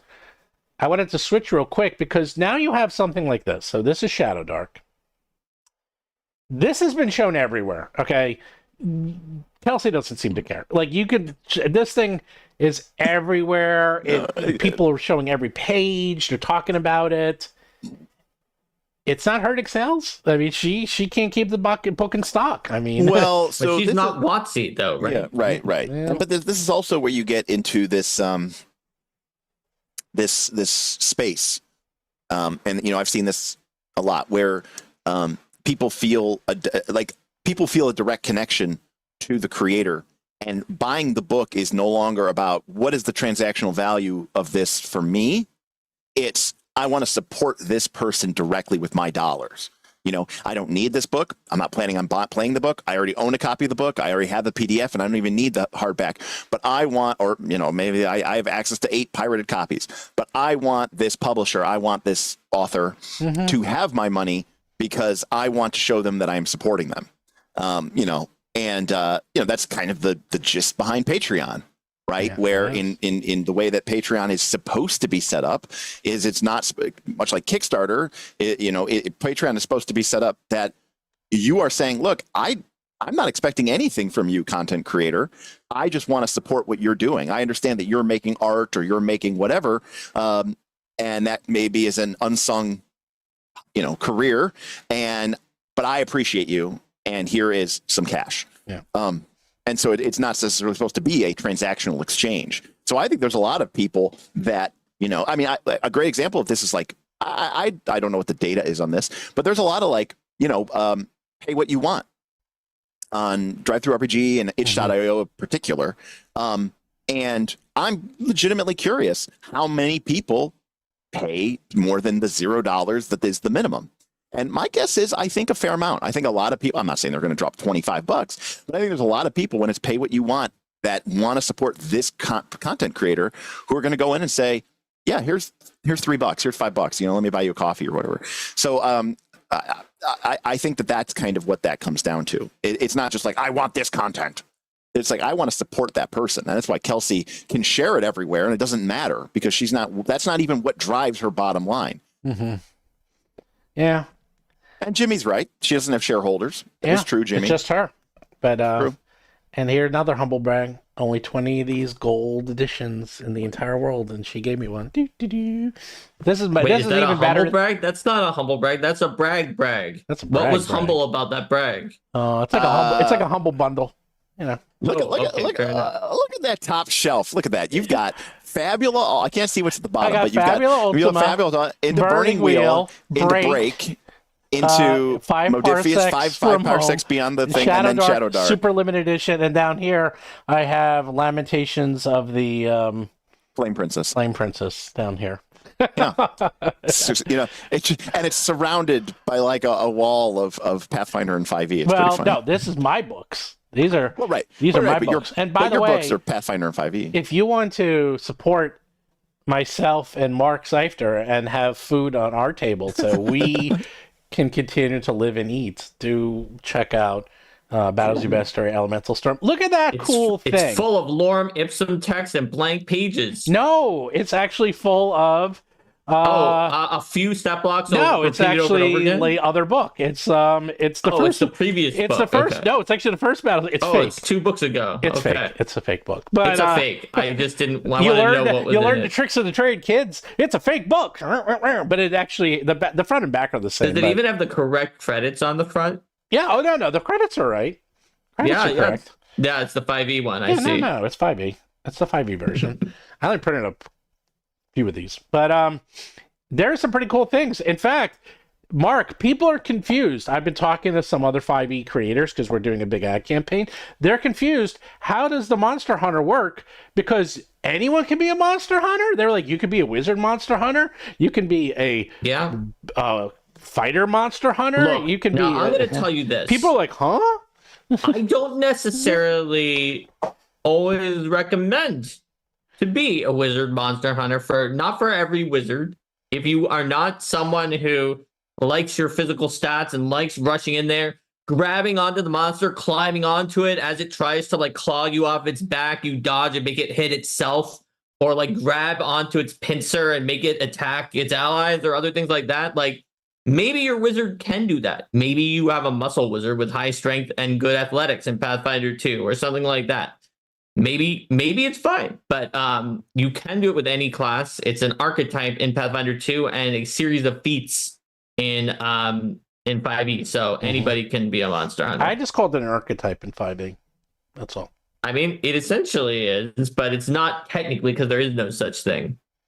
Yeah, well, an archetype in 5e, they're asking how does that work in 5e?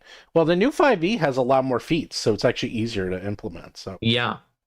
So you can just kind of put it in and you take those feats and you do some cool things. So when does the first Dragon book come out? Soon! The Pathfinder 2 one, at least, sure is close. We'll probably need to do some copy fitting on the 5e one. Oh, the 5e, I got the 5e one had been converted.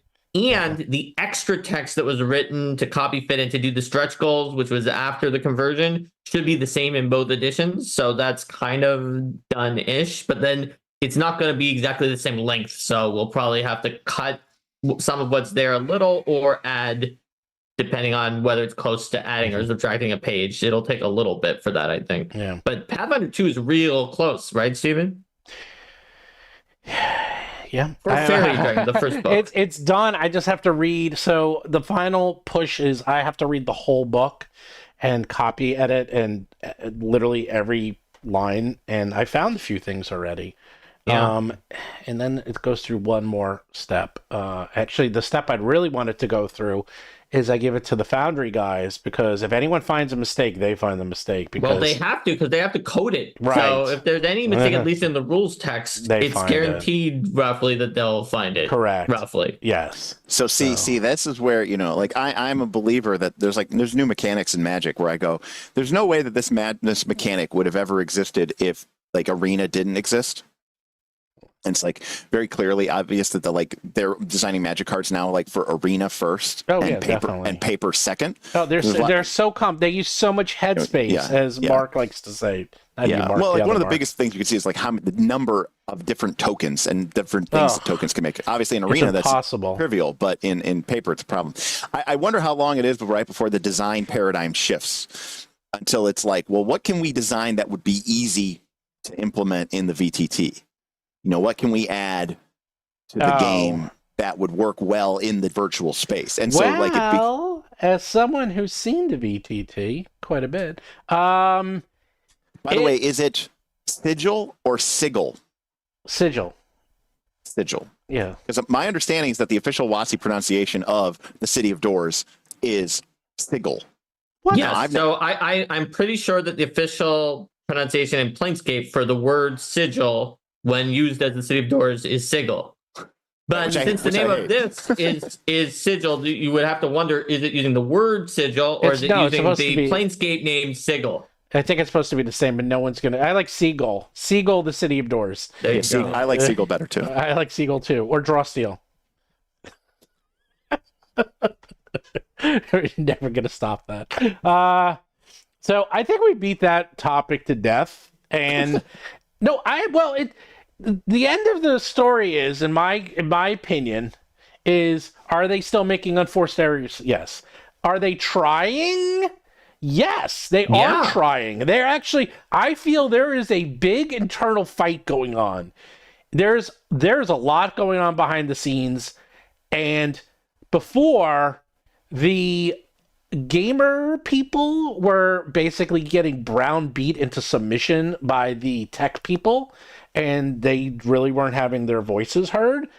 After the OGL debacle and Cynthia Williams leaving, just by necessity, I think some of the gamer crowd is starting to have their voices heard a bit more, and they realize that they really can't piss off the community.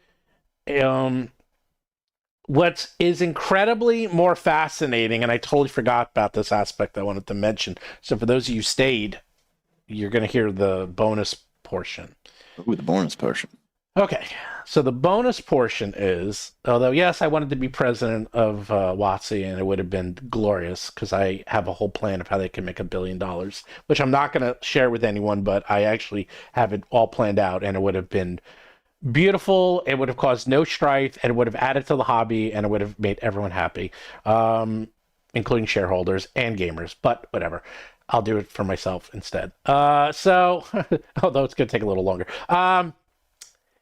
The person they hired is from Blizzard. Now, that was actually a very fascinating hire because Blizzard has done a lot of things right. Not talking about, and in fact, even recently, World of Warcraft is really coming back strong. It's actually been doing very well these last 18 months. The classic has done really. I mean, I know so many people that went back and played the classic, and they're like, I have no interest in Dragonflight or whatever's coming out, but they have been like almost like when they were like 20 years ago, where they're like back in raid guilds and they're going to. They're like, oh, I can't. Wednesdays and Fridays are my raid night. Yeah. Sorry. It's like, whoa, wow. Like I haven't heard people talk like that in a long time. I know.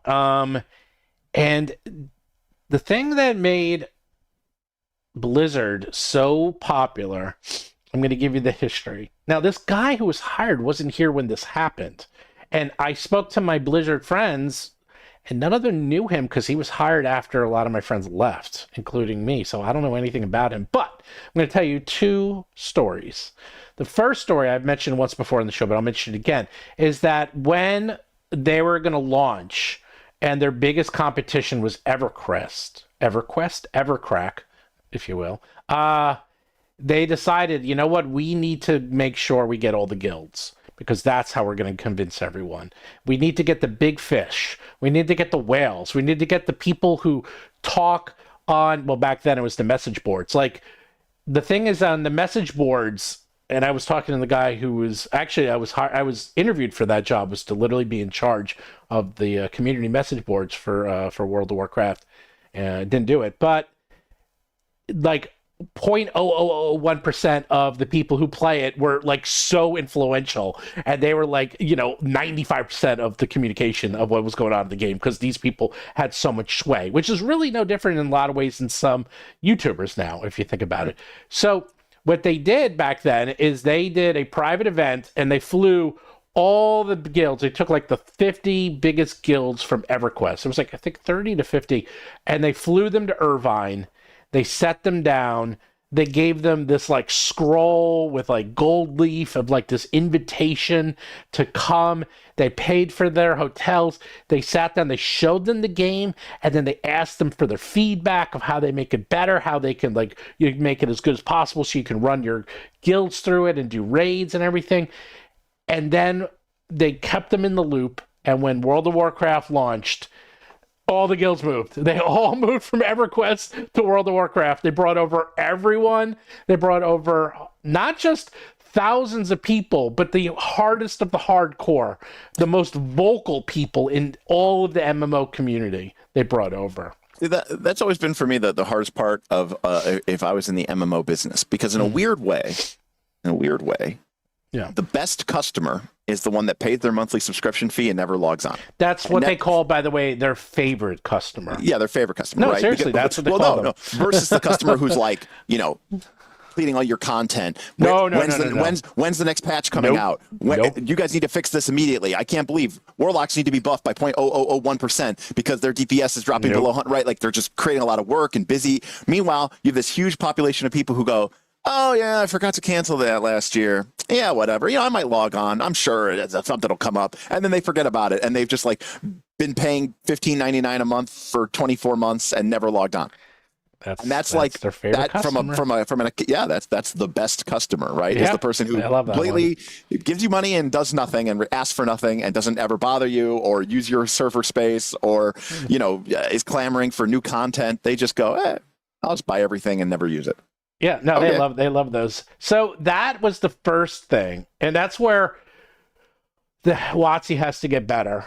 But the second thing they did is, and no one remembers this, Mark and I were just talking about this yesterday, was they had add-ons, and that was the secret of their success. That was the number one secret of success of World of Warcraft, was they had scripting and they had add-ons where people could basically modify the game. So, because they, as big as World of Warcraft was, they didn't even finish like 20% of the game. Like they had so much they still needed to do, but then they just had everyone else finish it for them because people would write their own add-ons. You would download these add-ons. It spread the game and it spread the community and all those, remember Wowhead and all those like websites that came around, and the combination of reach out to the community that was the most vocal, which was the raiders and the guilds, and then the reach out to the rest of the community,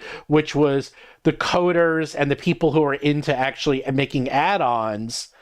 It was this 1-2 punch that really made them what they are still to this day.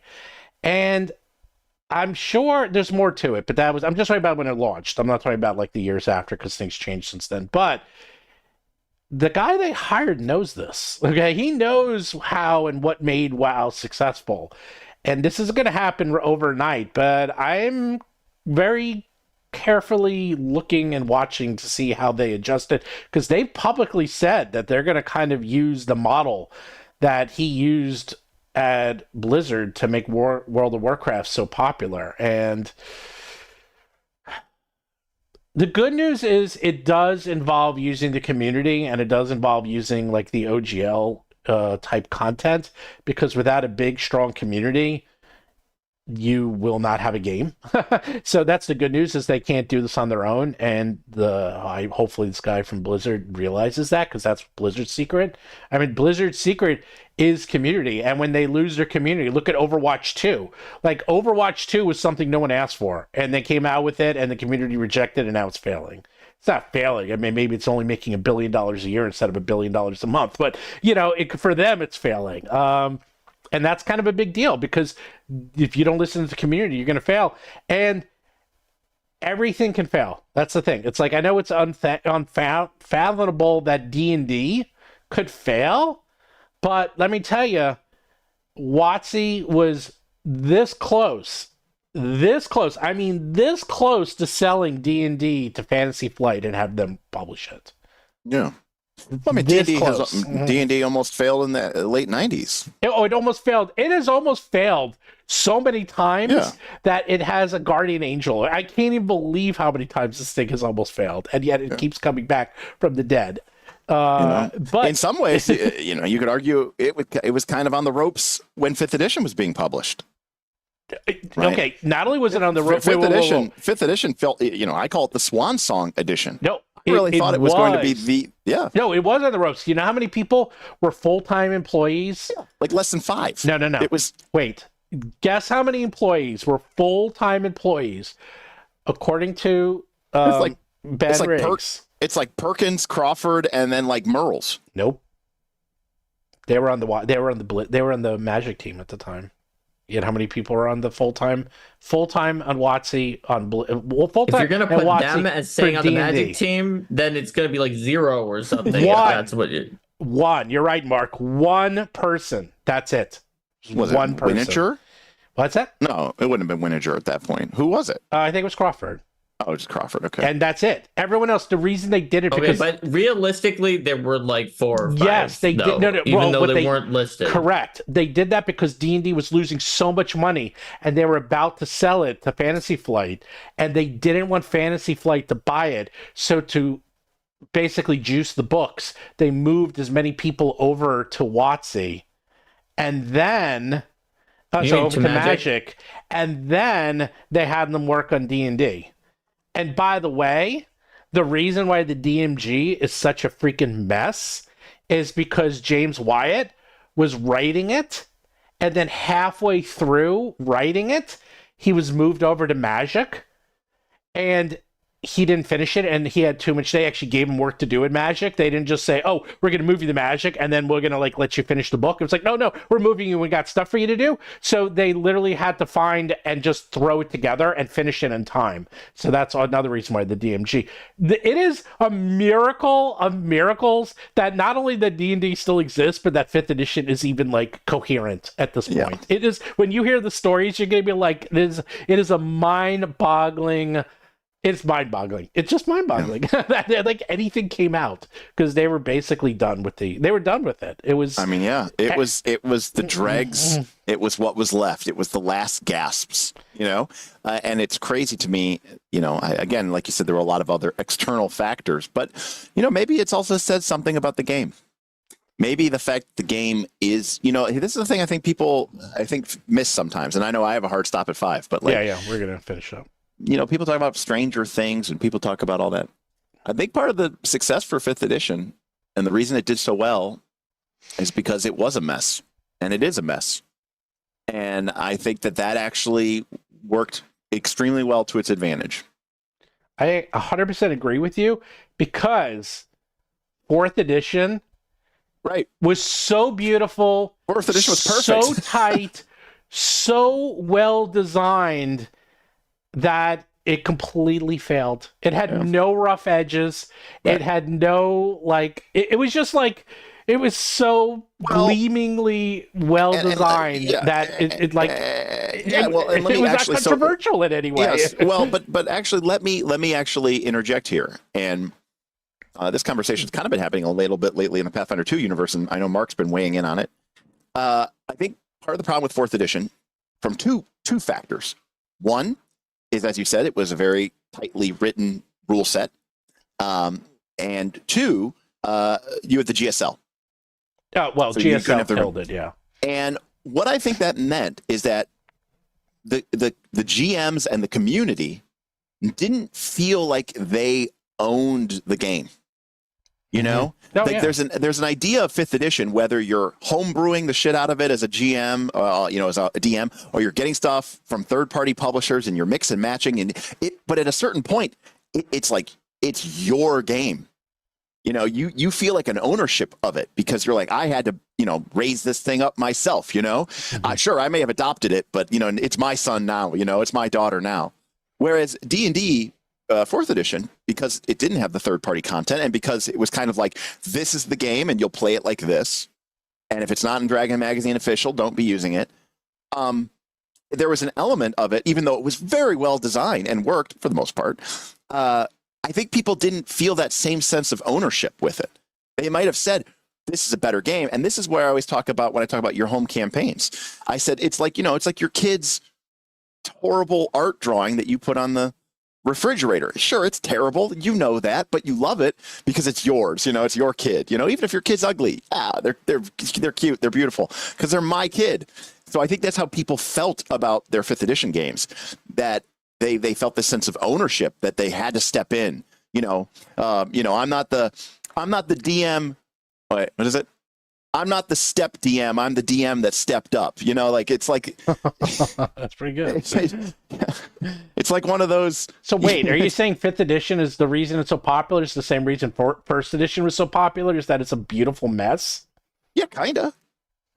That's not a bad analogy. I never thought of it that way. You're kind of right, because how many endless YouTube channels are there like how to build your 5th edition blah blah blah, and it's just like this breaks that. This is like it really is. It is a total mess. And by being so messy, it actually made it popular. In fact, I'd say the same thing for Magic the Gathering. That's the other reason Magic is that it was kind of a mess. Well, but it worked. Like a great example of that. Mess. This is kind of actually maybe a problem, and this is where I wonder where 5th edition is going to go. It's like, you had Magic the Gathering, and you had all these cards being published, right? And enterprising people said, what if we take these misbegotten cards that nobody wants to play with because they're too expensive and they're too kludgy to be used and constructed and whatever. And look, it's hard to get these rares. I only have 1 copy anyways. And people started making this format, right, of singletons, of 100 cards, so that you couldn't have degenerate decks. Mm-hmm. And people took what was the quote unquote official Magic the Gathering game, and they made EDH. They made Commander. Mm-hmm. Mm-hmm. But then Wizards of the Coast kind of re-owns it now, because now they basically said, oh, that's popular, we're going to take that. And now we're making Commander products. Mm-hmm. And rather than you going through this discovery process of finding these gems and adding them, now it's like, here is your Commander Precon with these cards that are expressly made for Commander. Mm-hmm. And that kind of defeats the whole purpose of Commander. The purpose of Commander was that it was a community-driven response to the game and saying, we want to go in a different direction than what the official game is going. And so even though I don't play Commander, I think the Commander specific products, I'm sorry if you enjoy them, they are like the worst thing that ever happened to Magic. The fact that people are, and the Wizards of the Coast is doing it because they are tapping into that market segment, and they're trying to monetize a segment that they otherwise weren't previously monetizing. Well, I guess the good news is that they're trying. I give them credit for trying. This could have gone a lot of different ways, and they're trying. I'm talking to them. They've been really, at least the people I'm talking to are really trying, and they still see the love, even though it is being obfuscated by some suits and C-suites.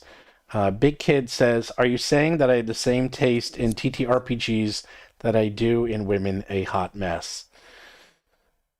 I don't know you, but maybe. I don't know. Yeah. So my perspective is kind of the opposite, right? Which is, I've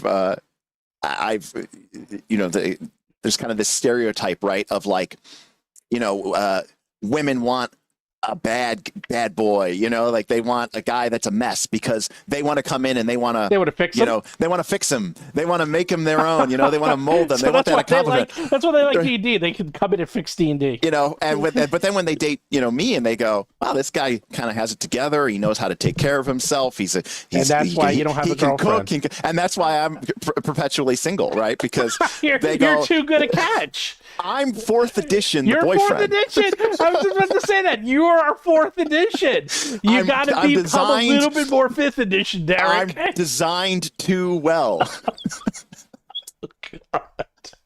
I think that Derik, we can end on this, but just stop telling your prospective girlfriends that they have to sign up for a GSL, and you'll have a lot better. Oh,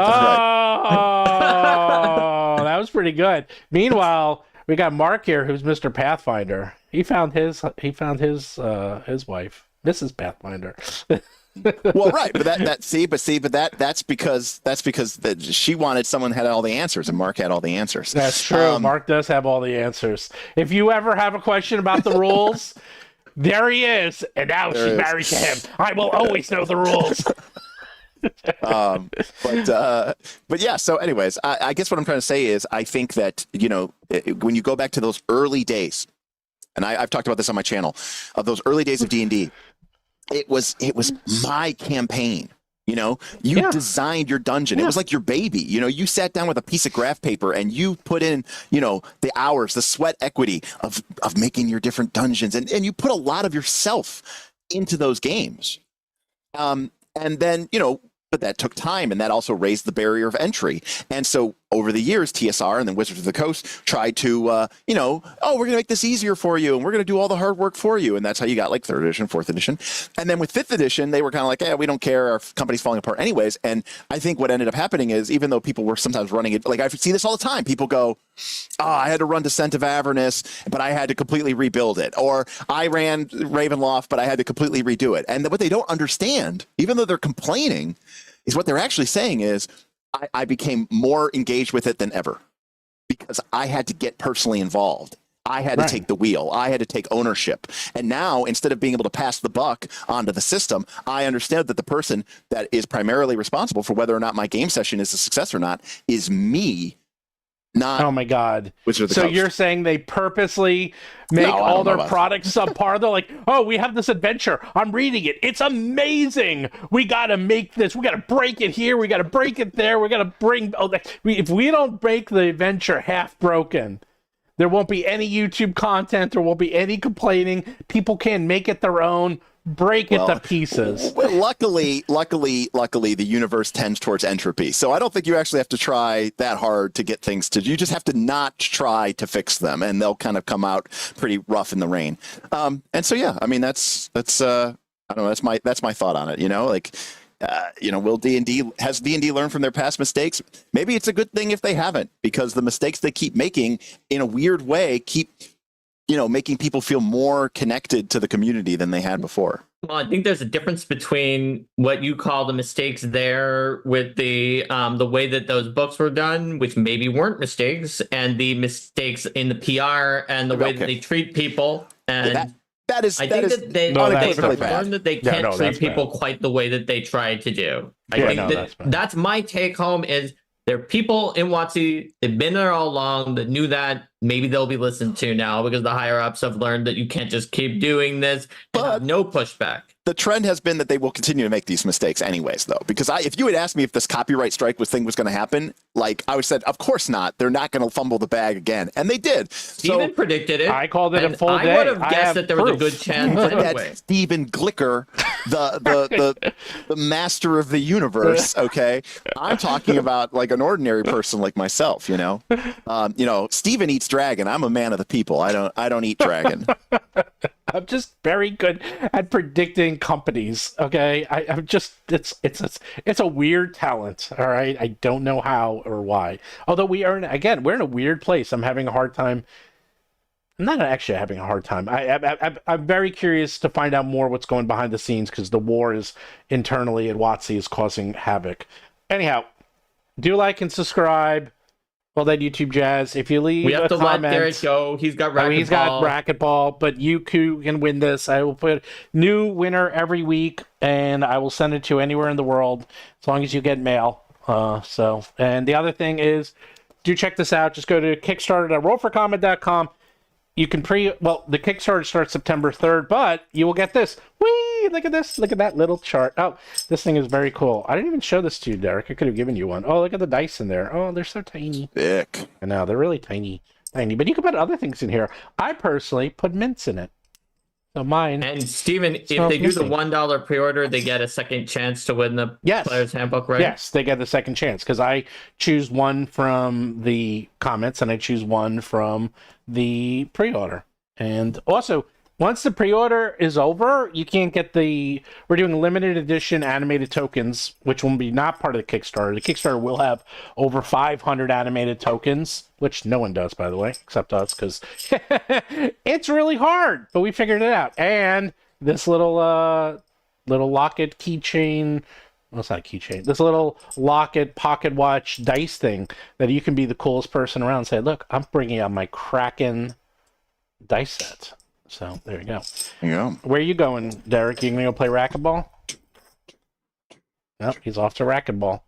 All right. All right. Oh, how many books? everyone? And until next time, if you want to battle the zoo, you have to roll for combat. See ya. See ya, bye. I gotta go call my lawyer. See ya.